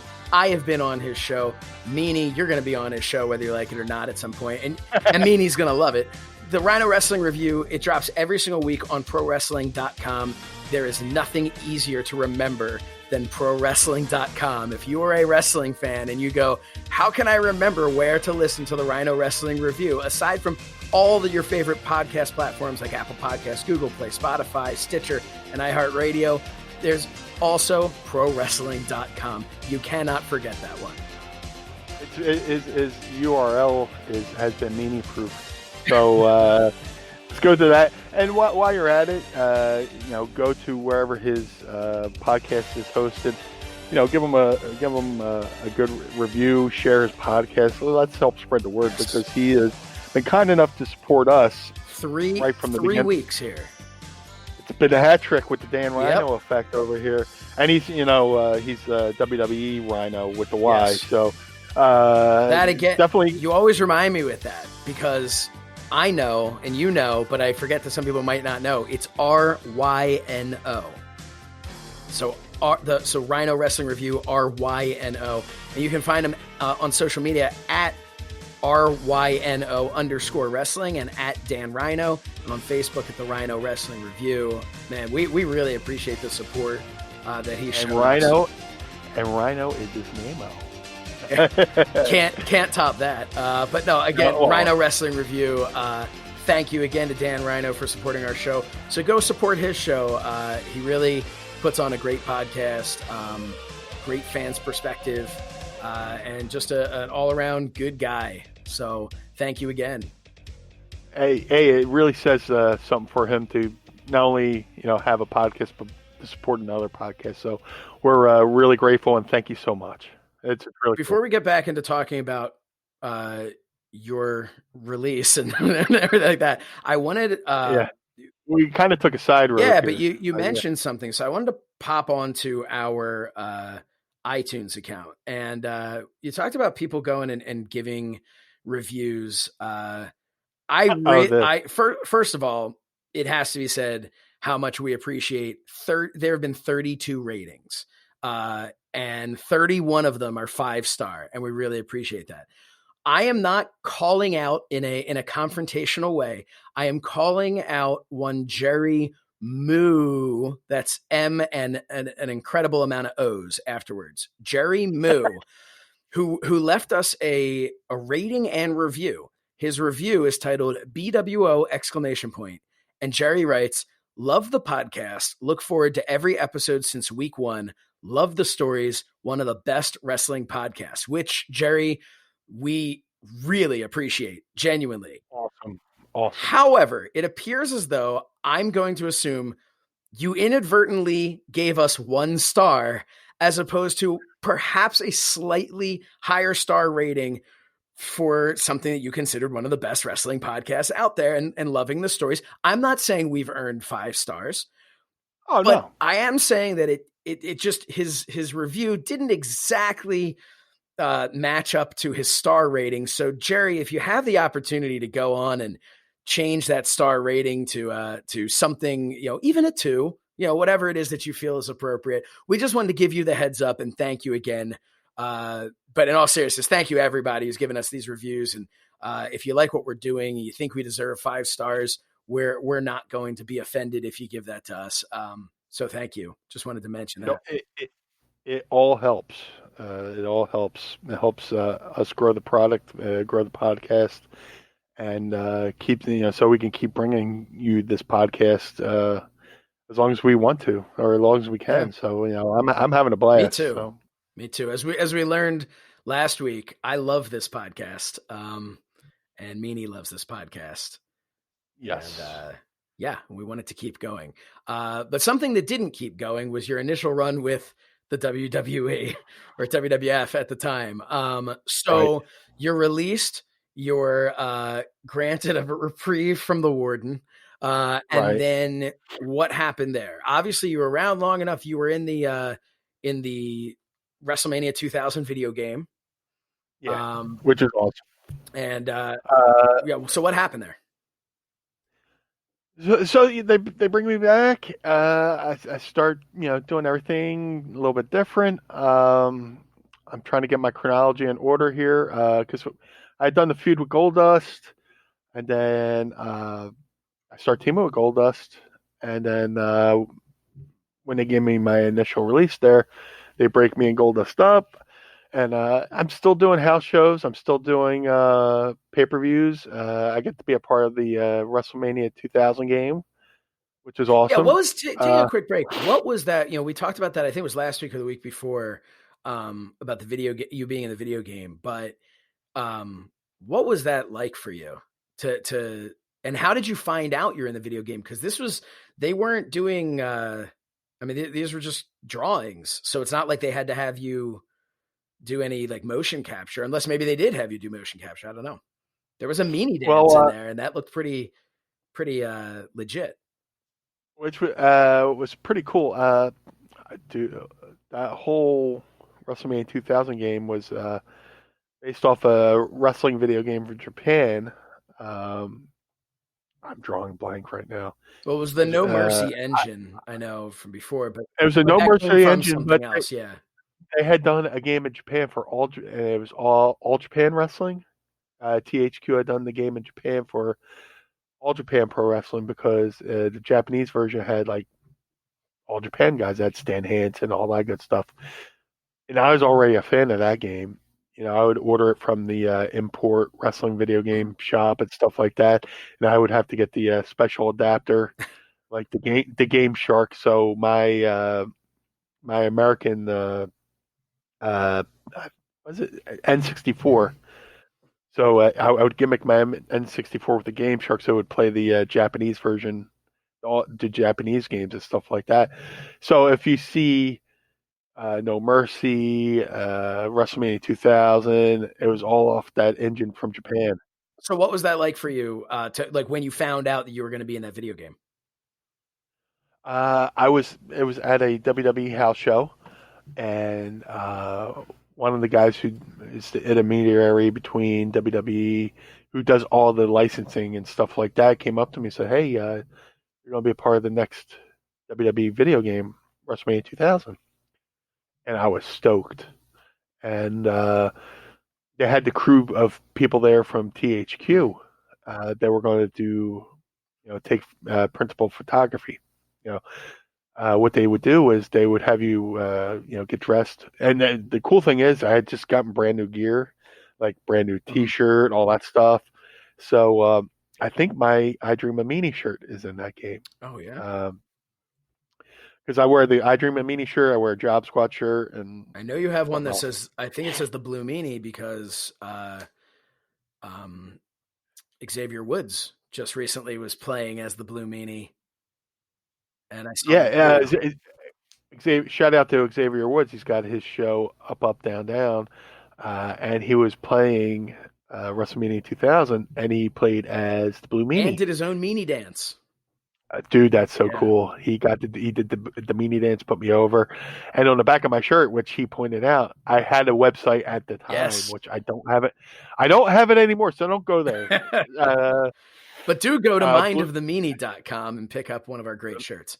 Go to mindofthemeanie.com, but do not go to thebluemeanie.com, which at the time I was like, I have a website. It really was you were ahead of your time there in a lot of ways.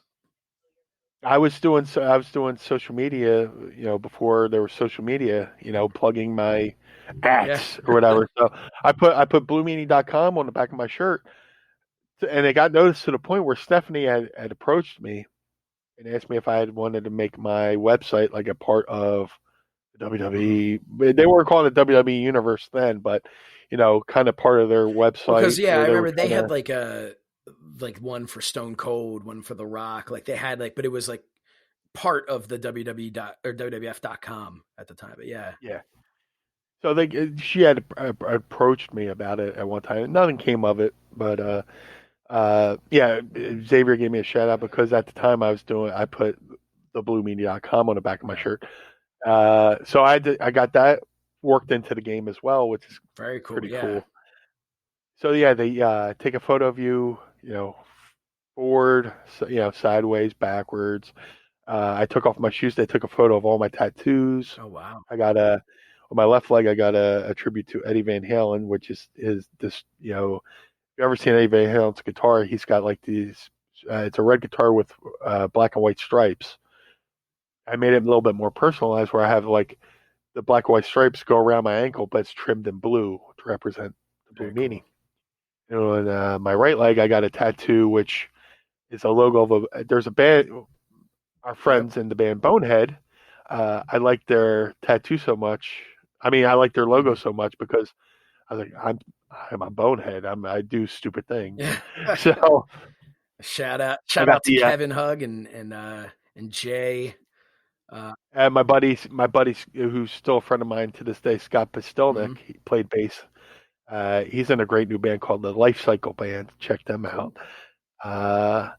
So I got the bonehead tattoo on my leg, and that worked itself in the game and stuff like that. So, and the cool thing is, they're like, "Hey, give us." Yeah, I got to talk to the guys from THQ, a guy named Sanders Keel, who I'm still friends with to this day.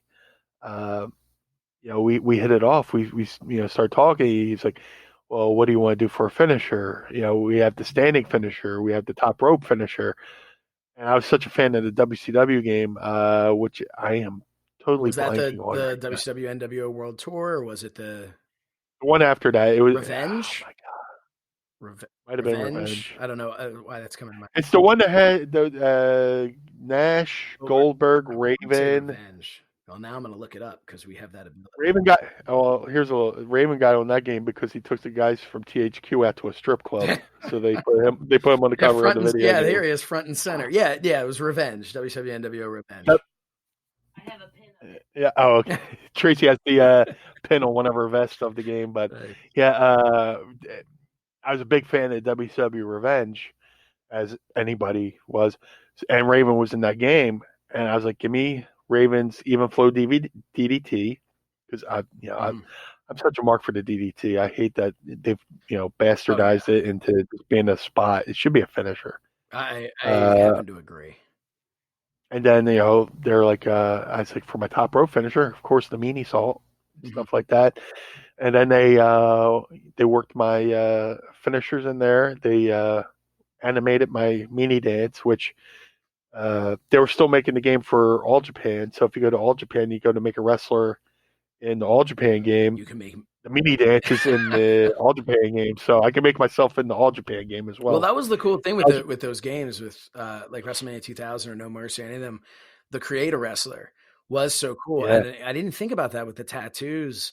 That you could add someone's tattoos, and they would always sneak stuff in there from people who weren't, that so that you'd be able to make someone who wasn't on the roster. Like, you'd always see little things in there. You'd be like, I know that move there is definitely this guy from WCW or whatever, but that's interesting. I never knew that the talent had any input really at all on that. That's awesome.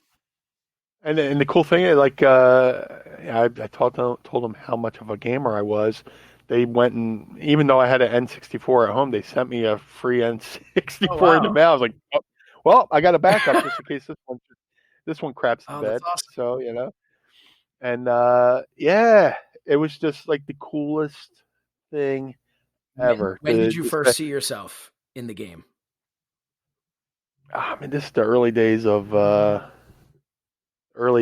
internet, so there really wasn't anything on the internet, but they would bring, like, THQ would show up to like a random Raw or whatever, and they would bring a demo version. And like right now, I'm in a video game that's coming out, Retromania Wrestling. Yeah. We're going to spend a lot of time talking about that in the weeks to come. I feel like, and we'll talk more about that in a minute. But to compare it, like, I just played the game's not out, but I've played a demo of Retromania Wrestling. So, the THQ guys were coming to WWE, either house shows or TV, and you got to play a rough version. So, like, guys like me and D'Lo Brown are just hogging it up because we're gamers and stuff. Me, D'Lo, Draws, we're all, gamers. So we were playing that and stuff like that. So that's the first time I really got to see myself in the game, and I got the goosebumps. And I was waiting for the release date. I didn't even ask for a free copy. I was like, I'm going to go out and buy this. And I go to the place where I usually get my video games at Back then, it was the Franklin Mills Mall. I don't know what it is now. But I went to this video game store. Yeah. They were like, it was like this video game store. And I were like, well, it's X amount and you got to pre-order it and all that stuff. And this is like on the release day. I was like, I'll be right back. I went around the corner to like KB Toys and they had it and I just bought it there, which is goofy. Yeah. It's goofy. And I had an indie that week and I brought my N64 on the road and played it in the hotel that night because I just couldn't wait. I was like, I got to play this. I was like, that's so cruel that, it comes out and I got to buy it. And this is weird. It's like when I was in WWE, there was a period of time they still allowed us to do independent shows and stuff like that. So, and then they eventually put the kibosh to that because they didn't want guys to get hurt on these independent shows. And they can understand. Yeah. Understandably. But I was doing a show in like middle of nowhere, Pennsylvania, showing up with my gear bag and my N64. I could play WrestleMania, 2000 and stuff awesome. Like that. But, not a video game, but I've also always wondered. So I collect action figures. Really, just like I collect like the Hasbros from the '90s. And then I have another little thing that I do, which I am going to have to ask you about. I need a Blue Meanie action figure. I have a shelf in my office, which is a great conversation piece when people come in for my actual job that has nothing to do with wrestling. But I have a shelf where I have any action figure that I've been able to find of somebody that I've worked with, be it wrestling or obviously many more that I worked with just in interviews.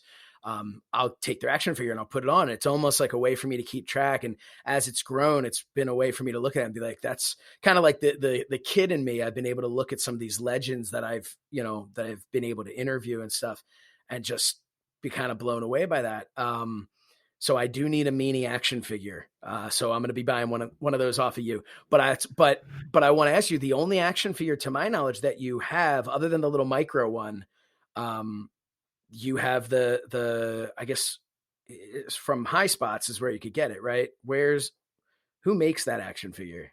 The one and only official Blue Meanie action figure comes from a company called Figures Toy Company. Is that it? Yeah, they do. They're doing a line of they do different lines. They're doing Ring of Honor now, and they had They had like a Legends line or like a yeah. Yeah, so in my line, they put out like a series of 4 at a time, and in mine it was myself, Jim Cornette, New Jack, and Just Incredible. So, and that was cool. And now they say they sell it individually. They sell that line as 4-pack, and Figures Toy Company also has like rings and stuff like that where you can customize it and all that good stuff. It was always so crazy to me, and this was something that. So like I said, I like to collect those, but I'm also a big fan of the Major Wrestling Figure podcast, with a couple of guys who unfortunately were on that list getting their release, Zack Ryder and Kurt Hawkins. But those guys, man, I mean, they've built this great brand for themselves with this podcast that they have. One of the episodes, it was just kind of off the cuff mentioned. So Brian Myers, who's Kurt Hawkins, huge ECW fan, and he did mention a Blue Meanie action figure, and that he has that because he has all his ECW guys, and he considers that because it's like the same mold as some of the other type of figures that WWE had. They know all that stuff. I like to collect. Like basically, I buy one and have one. They'd look at my collection and they would just laugh at me. But they're but it's a great show for you to listen to. But one of the things they talked about, which I totally agreed with, was they couldn't believe that you only had one action figure because they always refer to it as being toyetic. Is like that's how they'll talk about something. Like a Rey Mysterio, for instance, is incredibly toyetic with the bright colored costumes, the mask, the stuff like that. And basically what that means for people who don't know is it's like a kind of a phrase for if you saw it on a shelf, a kid might be like, "Oh, I want that," not knowing who this is, what it's about, but somebody might just pick it. And if I had to think of a toyetic character at any time where you were in a wrestling company, the Blue Meanie would be one of the most toyetic characters. So it is kind of surprising. Maybe it was just a timing thing of you not being, that wherever you were at the right time. But yeah, it's fascinating that you only have that one figure. Yeah, I mean, you hit the nail right on the head. It was totally a timing issue because I went to the WWE for a year and a half, 2 years, and then while I'm in WWE, ECW's getting their line of action figures from the San Francisco toy company. So I get released initially the first time, get brought back, get to be in a video game, and then before WWE could launch a line of action figures that I would have been included in, I got my release, go back to ECW, but it's too late for me to get a figure in ECW because they had already made all that line of what they were going to do. What's funny with the ECW figures is that's for collectors. I feel like it had to be for collectors. You could tell that the line didn't do well because by the end of it, you're getting like they're releasing a Tommy Dreamer in like a yellow shirt and red pants or something, like something he's never worn. And they're re-releasing the same figures with different paint jobs. But it always struck me as funny, like as someone who loved to collect figures, I thought it was so cool. ECW figures coming out. But then you look at me and go, because I actually worked at KB Toys for a little bit. And I just, you look at it and go, what kid who's buying toys is familiar with ECW? Like these were two things that didn't seem to really like go together, but that's going off on a side note. You listen to the Major podcast about things like that, but I definitely listen to the Major Brothers podcast because they know their stuff. But I think the reason when they came up with the ECW action figures, they're hoping that would line up with the national TV deal they had just signed because they were getting on the TNN deal, and then they got the action figures, and then they got the video game and stuff like that, and the TNN deal fell through. So I don't know if that had anything. If you want, go on Netflix and watch the Toys That Made Us, and they do a whole episode on wrestling action figure craze, and they even dive into ECW action figures not as and much stuff as like I wish they would have, but I understand, you can only cover so much, but it's exactly, it's really interesting. But I'm curious with Figures Toy Company, they, to my knowledge, do not do any of like the real scan technology. They actually craft them by hand. They have artists crafting the head molds. Did you have to take pictures? Did they work off of off of just pictures of you that they found? Did you send them stuff? Did you have any input on what this Blue Meanie was going to be like? Because we did talk about your makeup being different at different times, the different T-shirts. Did you have any input on that? Well, here's the cool thing: is like I've never had an action figure. My whole life, people are like, "How come you don't have an action figure?" And when I first got with Mrs. Meanie, her brother was like, "Hey, ask your friend why he doesn't have an action figure because he wanted to go buy one." So and that was always like a thing that like stung. Yeah. I never had one. And like you said, toyetic. My character. I say this all the time. I'm like the Barney the dinosaur of professional wrestling, where like I just translate well with kids and stuff like that. So I followed Figures Toy Company on Twitter, and one day I just put it out there. I was like, "How would you guys like to be the company that puts out the first official Blue Meanie action figure?" Within minutes, they follow me back, and I get a DM, and start talking with Chris from Figures Toy Company, and we go over all the details. They wanted to make sure. Everything was on the up and up, and then I don't want to go too much inside baseball and stuff like that with certain things like the financials and stuff like that. But once we ironed all that stuff out, I pretty much had complete control over how the doll or action figure, whichever side of the fence you're on. I'm an action figure guy. Yeah, I'm an action figure guy. I accidentally said doll to the guy from the WWE about, maybe I'll get a doll time. We call them action figures. I went, well, there you have it. Yes, but I was hoping to branch out even further and get my own Meanie dolls too. Tell them, be like, I'm just a big picture guy. So, and in the meantime, while I hadn't had an official Blue Meanie action figure, a lot of fans would make really cool custom ones where they would take like an LJN, redo it, or take whatever, like Dusty Rhodes one, whoever had to fit. And I don't know how they do it. It's amazing work, but they would like reformulate these action figures to look like the Blue Meanie. People would do the whole BWO and stuff like that.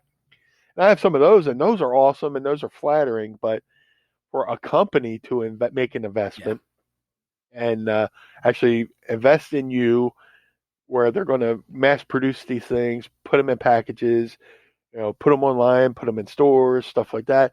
That's a sign of making it. Like you've done it. The video game's awesome. But people always say, "Have you had an action figure?" The video game. Well, the video game. As soon as that next video game comes out, and as soon as the new console comes out, and you fast forward, 20 years, and not taking anything away from you being in the video game, but no one's really seeing it anymore. Whereas an action figure is there. Like I said, like I have my display of stuff, but like Hasbro, I have a display from a figure that was made in 1990, and it just sits on a shelf. Like it's just always there, So yeah, I think that's super cool to have an action figure. Yeah. So, and like I said, we start talking. They're like, "Tell us what you want." I said, "Hey," and I went through all my archives of photos. I was like, I would love to have like the long ponytail meanie. So I sent them, my WWE promo photo where I got the long hair, side, forward, backwards, all that stuff. Definitely give me the raccoon eyes, the traditional Blue Meanie face paint. But I said, but give me my current beard. Let's modernize it. Let's go retro, but we have it modernized. So I sent him photos of me with my beard now. And then I was like, as far as gear goes, my favorite gear was, WrestlePalooza '98, where, when I had to, speaking of the airbrush shirts, I sent him photos of me with the shirt design I wore at WrestlePalooza '98. I also wore it for part-time in WWE with the pants, and I was like, I want these boots, which when I was in ECW, I was wearing. I didn't have the. I was like, my character shouldn't be wearing traditional wrestling boots because he's not like a traditional looking wrestler. So everybody's wearing the. What are they called? They're not wearing Timberlands, but they're like the wrestling shoes, kind of, right? Or no, they weren't. They're like they look like police boots. Like I wore them. Okay. Just Incredible wore them. Like combat boot type, like. Yeah, I want to say they were I forget what they're called. Of course, when we wrap up, I'll remember. But they're like the black boot, knee pad stuff. But I want the boots with the blue laces, which I always thought was a nice touch. And those are the boots I had until I ruined them and painted them when I was BlueDust. I put blue spray paint and sparkles on them and stuff like that. So essentially, I sent them the artwork of how I wanted to look, and then they went. And dude, it's amazing. They have like a series of bodies that they already have, but as far as the head and the features, they have an artist hand sculpt that out of clay, and they sent me the initial one, and I made one edit, because my beard is like sometimes it gets a little unruly, like I am right now on the camera, where it splits down to the bottom. But I was like, no, I want the pointed beard, the old anvil. Yes, this is all a tribute to Jim Neidhart. So I was like, I made my beard pointy, took a photo, sent it back, and then they made the adjustment, and that was it. So cool. That's basically it. I had complete control over it. They asked for the verbiage for the back of the package. I wrote up a little biography, and it's funny. You mentioned Jim Neidhart, and I'm just thinking about. He's a guy who, when it comes to action figures, he had a Hasbro action figure, but it was made in that, you talk about timing and everything. His was made in the MC Hammer pants. Remember when him and Owen were they had the new foundation, and that's what it was. You look back and you think of the 90s, you think of Jim the Anvil Neidhart. That is never what comes to mind, but that is what was until, God, I don't even know. I know Mattel has a figure of him now, and I think Jax had a figure of him, but it was decades, I feel like, before he got, and he had the old LJN, but before he got like a new, like a Heart Foundation or real Jim the Anvil Neidhart figure. Right. So yeah, timing sometimes doesn't work out, but I think it's so cool that you have that one. Well, actually, now that I'm thinking about it, I'm talking about Jax. They had their Legends line, which was like a game changer in wrestling figures and stuff. People who never got figures got them, and you didn't get one for that. Was that? And Stevie, like, Stevie was trying to get in on that, where like, hey, do a BWO 3-pack, because Stevie ended up getting an ECW, like they did like an ECW line, and I believe he got. I don't remember if it was the BWO shirt or not, but I remember he had the original ECW, the airbrush BWO shirt like the white shirt or something. Before Paul got the light bulb went on Paul's head, went, we can sell these and make money and let's mass produce them.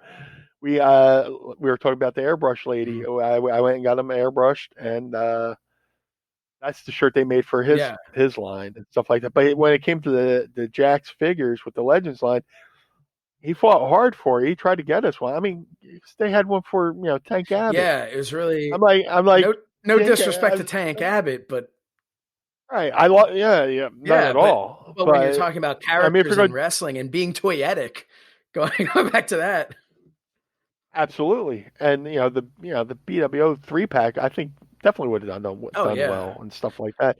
You could have had a BWO versus NWO, 3-pack, or 6-pack or whatever. It definitely would have sold, and it definitely would have became something in the collector's market. I think so, absolutely. But hey, there's still time, There's still time. There's going to be another. I'm here. Yeah. I'm here. I'm available. You've got a lot more looks that need to be immortalized in plastic. Oh, absolutely, absolutely. I'm definitely, and that's why Pro Wrestling Tees did a line of Blue Meanie micro brawlers, stuff like that, and I had say on that as well. So if you go to ProWrestlingTees.com right now, they got the mini Blue Meanie micro brawlers that'd be perfect for your shelf of action figures and stuff like that. So that's pretty cool. If I were wearing a hat, I would be taking my hat off to you, because that was a fantastic transition to talk about some other things at ProWrestlingTees.com. Because if you love this show as much as Meanie and I do, you can go to mindofthemeanie.com, which takes you directly to ProWrestlingTees.com/mindofthemeanie, where you can check out all of our great shirts that we have there. The Hal Haney shirt with the Mind of the Meanie logo.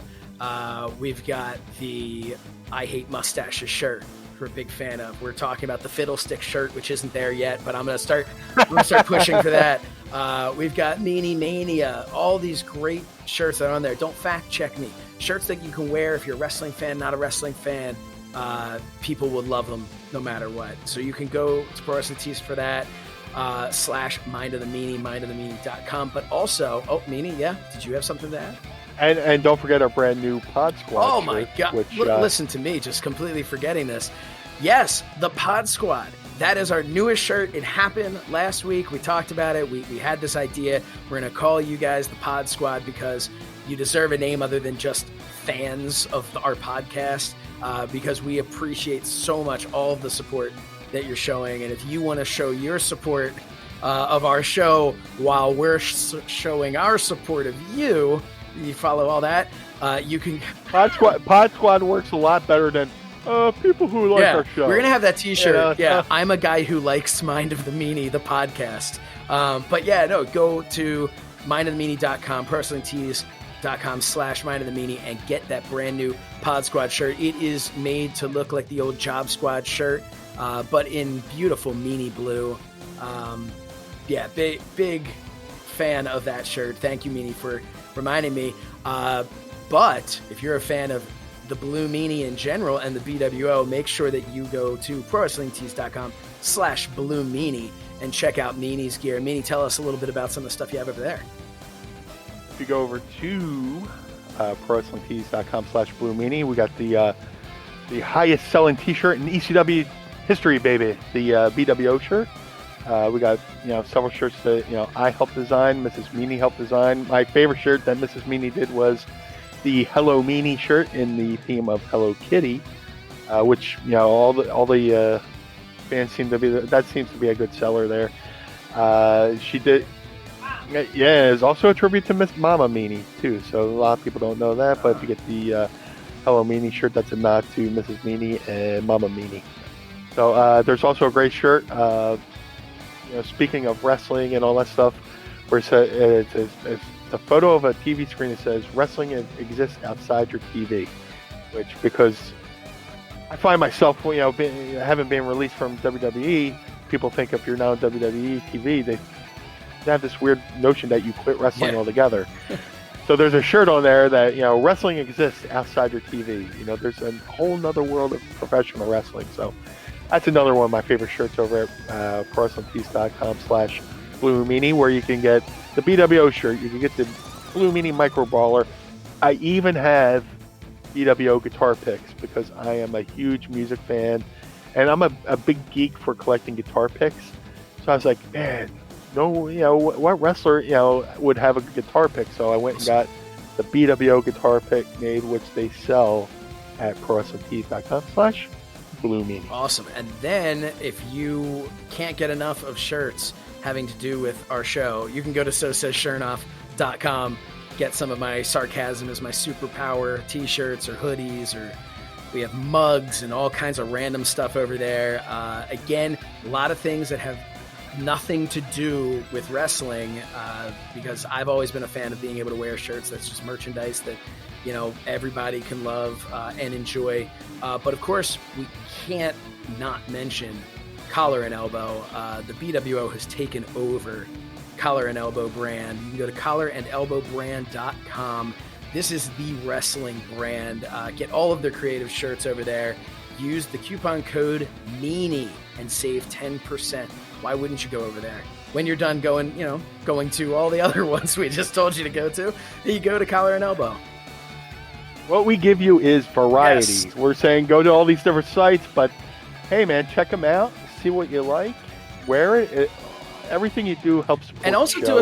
Do us a favor, too. Yeah, like you're saying, everything you do helps support the show. We really, truly appreciate it. And if you do buy one of our shirts, send us a picture. If you don't want us to, we'll retweet it for you. But even if you don't want us to put it out like that, send it to mindofthemeanie@gmail.com, because we would just love to just see you sporting one of the shirts. Because I just think that is, we talk about action figures, talk about video games.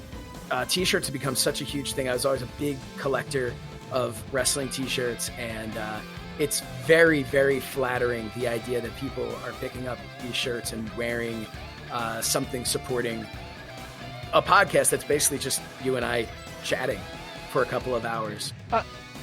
It's cool to come up with a concept for a T-shirt, but for somebody to actually go through the process of going on a website and entering your information and all that good stuff and waiting for it to come in the mail. That's it. I mean, it's one thing to design something, and then to see it out in the wild is pretty cool. People come up to me, they're wearing some of my shirts, and it's beyond flattering. It's like, it's one thing to be creative in the ring, but be creative outside the ring and have somebody wear something that you thought of is beyond cool. So, like I said, you go to either one of these websites. You don't have to go to them all, but if you pick something, it gladly supports. It definitely helps this show and helps us keep going. That's our PBS. Yeah, right. And just to plug for other people as well, we did mention we weren't going to go into a whole list of all the people who who was released from WWE, but you also know we've talked about there's a lot of independent wrestlers who are we're really counting on WrestleMania weekend, and not only do they miss out on that, but they're still missing out on bookings. This is how these people, this is how they make a living. So Pro Wrestling Tees is also an awesome place to just go and browse, your favorite wrestler who may have been released, or your favorite independent wrestler, or just go on, check out their shirts. Cause some of the shirts are just so badass. You don't even know who it's for. It's just a cool looking shirt. So that's a great way to support, professional wrestling and these wrestlers. And then Pro Wrestling Tees, I mean, they're also feeling the pinch from this situation we're in right now, because not only do they have the online store, they have a retail store which they have employees and all that stuff that they need to, help, make ends meet. So not only are you supporting the wrestler, you're supporting Pro Wrestling Tees, you're supporting Collar and Elbow and stuff like that because, everybody's hurting. So if you're able to help out, it's greatly appreciated. No matter who you support or what you support, to support somebody. So, Meanie, you were eventually, as you put it, released from WWE or I guess it was WWF at the time. It was in 2000.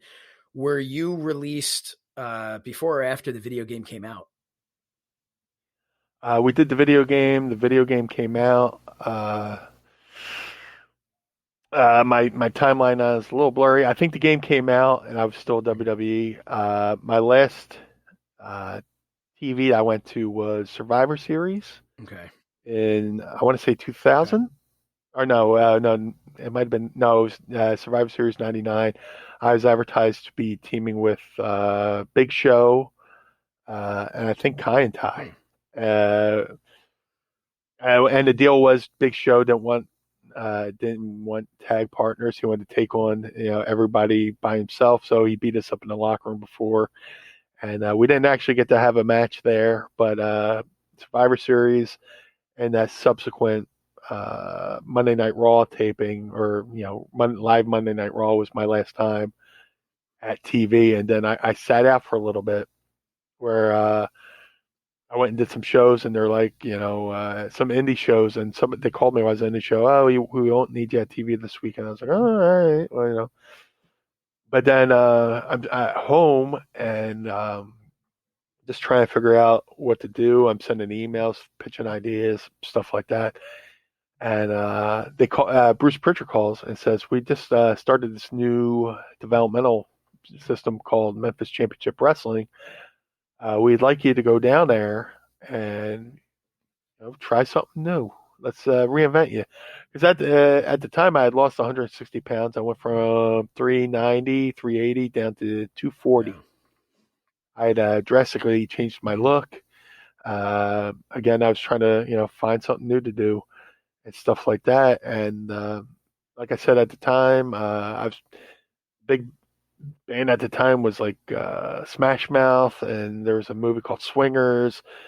Guys who dress a certain way. The guy from Smash Mouth had the like the chin strap beard, and it looked like he was holding his hair on with a chin strap. I was doing that. I was wearing the what I called heat shirts. The shirts you get at Hot Topic, they look like bowling shirts, but you just get heat wearing them. I got to say this about Chris Jericho. When or in WWE in general, when something's big in WWE, you see it filter down to independents. Oh, yeah. So when Jericho debuted in WWE with the shiny shirt, everybody on the independents had a shiny shirt. I had one. Yeah. So I was like, let me get these. And I was in California one time, and I was hanging out with a buddy, and he had a friend who made his own shirts out of his garage, and they were like really cool looking shirts, like with the front panel that it's kind of like a bowling shirt with skulls, and the buttons were dice and stuff like that. I was like, I could kind of maybe incorporate this into a new look. So I was trying to find my way down to Memphis, and I was down there for a couple months, and like maybe every third week I would fly back home just to see the family. And the one time I had flown back, I saw my grandmom, and my grandmom didn't look good. And we had to, she had to get rushed to the hospital. And I went back down to Memphis. Well, she hadn't looked good. I went back to Memphis. I was like, hey, I got a situation at home. I was the man in the house, and I had left to be in Memphis. So was my mom and my grandmom. I had a relative that had moved in, my cousin. So she was helping out. But she called me up. She's like, Nan doesn't look good. So I was like, I got back to there. I got back to Memphis. Went to the TVs, and I went up to Bruce Pritchard. I was like, hey, man, I got this situation at home. My grandma doesn't really look too good. And I kind of have to be there. And, I went. And he was cool. He was like, hey, man, family support, and they wrote me off TV at Memphis. And I was going back home with the hopes of things getting better at home, and then going back to Memphis, and picking up where I left off. So I went back home, and that's when I found out my grandmom had pancreatic cancer, and she didn't have much time left. And I tell the story, and it's unfortunate. This story's been talking about bad timing. I went to the hospital, turned off my cell. Back then they made you turn off your cell phone because of all the equipment in there and stuff like that. So I leave the hospital, go home, turn my phone on, and it's Bruce Pritchard letting me know that they were letting me go for the second time.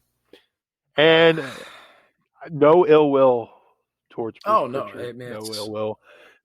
Understandable from a business standpoint, And the thing is like Bruce was, and here's where I'm fucking stupid, right? Here's where I'm dumb, right? He's like, hey, if you want, I could call WCW.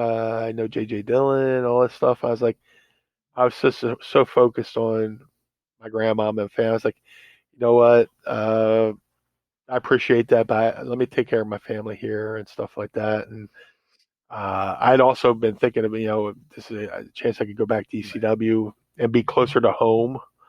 ECW, everything with ECW was like a car ride, or you're gone for 2 days. WWE, you're gone for 2 weeks at a time, home for a day or two, go back up for a couple weeks. If I go back to ECW, they're doing this TV thing, and the TV deal hadn't fallen apart yet. Everything was still kind of promising for ECW. So I was like, you know what? Maybe I'll go back to ECW, still be home, take care of grandma. While I'm away, my cousin and my mom can look after grandmom and stuff like that. And we were doing the line of shows at the Hammerstein Ballroom in New York. Not Massacre yet. It was still the TV tapings, like in the summertime. I get, after the show, I get back to the hotel, and that's when I found out my grandma had passed, and I drove home and had to take care of that. But not to bring the show down, but that we're talking about, with the theme of this week and everything, it being a rough week, and trying to put in perspective where I was, when I see the list of like 20 people who got released from WWE, I'm right there with them. It brought back so many memories, and I put it on Twitter. Hey, my heart goes out to them because there's people there, for 15 years, and maybe this is the first time, getting released is a new thing to them. But with every, and this is corny, where one door closes, another opens, and every one of them is talented. And the only reason why they're being released is because of the situation we're in, where we don't know what tomorrow's going to bring, and I mean, stuff like that. Look at guys like their current world champion, Drew McIntyre, went through this. He was released. Jinder Mahal was released and came back and won the world title. But Drew is an example. Cody Rhodes is an example of a guy. There's this opportunity now because it's different than it was even some of the time when you're talking about, like when you were released. Independent wrestling, there weren't as many options, and even shortly after you were released, there's no ECW, no WCW. So even had. And then the indies become inundated, like overflow. There's a flood of all this talent, and spots on indie shows are shrinking. But now there are places, you have your MLWs, your Impact, there's all there. Ring of Honor, exactly. There are all these places where you can go to work and where people can get that, that fresh coat of paint and learn that new hold and do all that stuff and figure out how to reinvent themselves and either come back or go find success elsewhere, because there are other places where you can be successful, even Japan, whatever, and my feeling is, like you said, your heart goes out to these people. They lost their job during a difficult time for everybody. And, but I really believe that, talent shines through.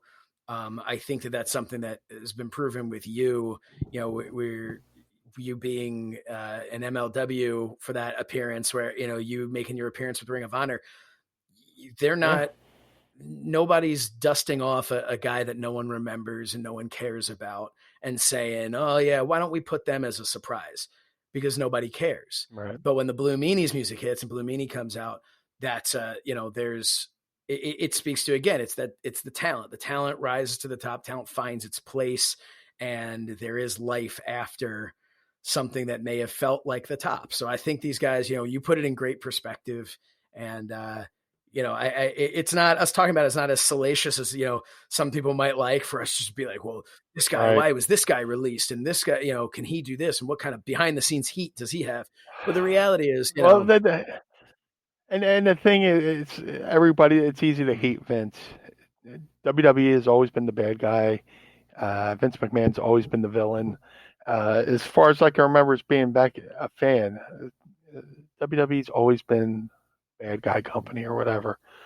But if WWE sets the tone and the pace and stuff like that, and there's a reason why the Wrestling World converges on WrestleMania once a year, because do they do that for anybody else, really?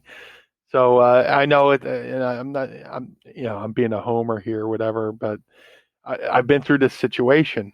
WWE's the top company for a reason, and they're not just releasing these guys for no reason. And it's just like a muscle. Sometimes you got to break the muscle down for it to build back and be stronger. And with this release, some of these guys are going to go out, and they got the social media, they got the pro wrestling tees, and they're going to have an avenue to build their wrestling muscle back up. It's being torn down right now. But look at they'll come bigger. They will come back stronger and more creative than ever. Especially a guy like that's what I was saying. Zack Ryder, his T-shirt, he put out a T-shirt, not there, because he always had still here on his gear. It says not there. It was the number one selling T-shirt that day on Pro Wrestling Tees. The day he was released. I have no question in my mind that guy is going to find success and continue to build himself even bigger. All of them. Yeah. Him, Hawkins.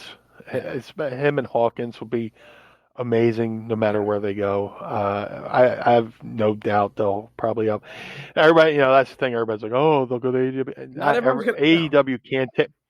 AEW can't take everybody in, but definitely I could see, Hawkins and Ryder going there. There are some people that would fit very well, and some people that are going to fit better in an MLW and better in a NWA and better in a Ring of Honor and, an Impact and, Dude, the Revival, everybody's, expecting the Revival go to AEW, which more or less they probably could, but dude, I would love to see the Revival enter the Crockett Cup when the NWA comes back. How awesome would that be? They're tailor-made for that environment. Yeah. They're tailor-made for the NWA, Billy Corgan's NWA. They're tailor-made. I get to see them with the retro NWA tag belts on. That'd be great. And awesome. That's the thing too. There's no reason they can't spend some time there and then end up in AEW or go out or go to Japan and do this. This is a totally unique time in wrestling where people work together. People are, contracts are being negotiated very differently than they were back in the day. And I just, obviously we wish everybody the best with this. This was just a shitty week in general. Week and month and year and. Yeah, it's been a shitty week. It's been you could say it's a bit of a storm, but after every storm, there's going to be a rainbow. And hopefully when the rains, this whole virus thing, and hopefully we could go back to things won't be normal for a while with, industry and sports and entertainment and stuff like that. We got to make sure this thing's gone. But once we get some semblance that resembles normalcy, these talents will flourish. And I know that, and because I've been there and seen it, and they're hurt now, but they will, my heart breaks for Drake Maverick. I saw his video. I was like, hey man, I love you. But he's another guy.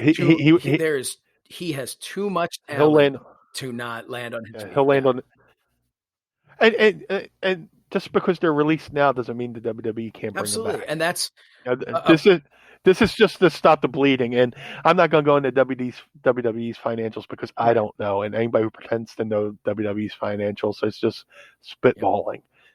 You know, there's a reason why they did this. It wasn't because they, no, it's not fun. It's not fun. And look, I mean, you found your way back to the WWE in 2005 through the ECW stuff, doing the BWO stuff, and look, there's they brought me back to the host to the ECW Unreleased Volume 3 with Stevie Richards. They brought me up on the train. They took care of us. They did a studio. We filmed a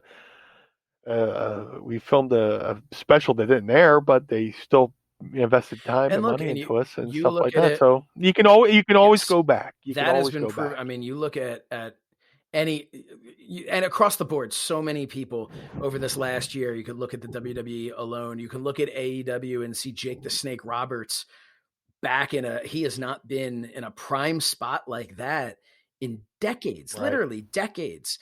Right. And you just look at that and you just say, for old timers, for people in the middle, and for the new up and comers that are all right now figuring out what to do, you never know. Just get yourself out there and stay a part of this business, because it's an awesome, crazy business that if you're listening to this podcast, you love this business one way or another.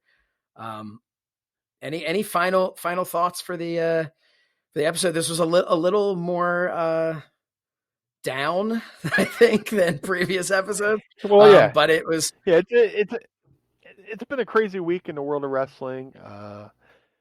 And we're all stuck in this thing together. Let's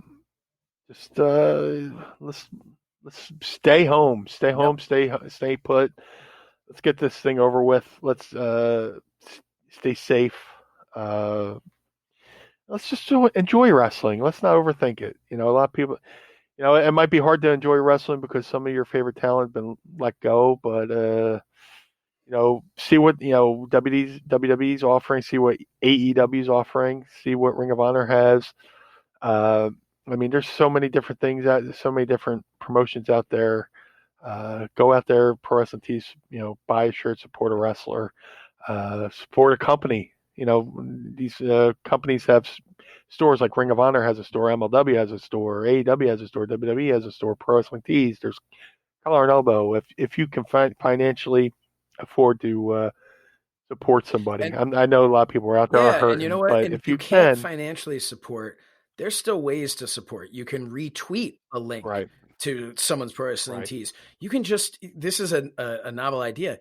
You can just tweet something nice and positive on social media. You don't know how, and not even to a wrestler, about a wrestler, just post something nice. That can actually really help somebody's day and put someone in a good mood. So there are still things that we can do. Absolutely. But you know what? I think on that note, we'll call it a day. We'll call it a week here at the Mind of the Meanie. This has been a lot of fun, even through some of the tough topics. It's always, for me, interesting to hear your side, your take on things, your stories. Make sure to follow us on social media at Mind of the Meanie. Follow us as individuals as well. Meanie can be found on Twitter and Instagram at Blue Meanie BWO, and Facebook at Blue Meanie BWO, I believe. Every so often you're on there, right? I'm at So Says Shernoff on Twitter, Instagram, and Facebook. Don't forget to visit mindofthemeanie.com for all of our great shirts. Become a full-fledged member of the Pod Squad. And of course, Pro Wrestling Tees / Blue Meanie and collarandelbowbrand.com, promo code Meanie, Blue Meanie. This has been a lot of fun. Thanks for taking the time, sharing some personal stories about your release and memories of the late, great Howard Finkel, the Fink. We will see you again for the Blue Meanie. I'm Josh Shernoff. Join us again next Monday for another trip into the mind of the Meanie. Blue World Order.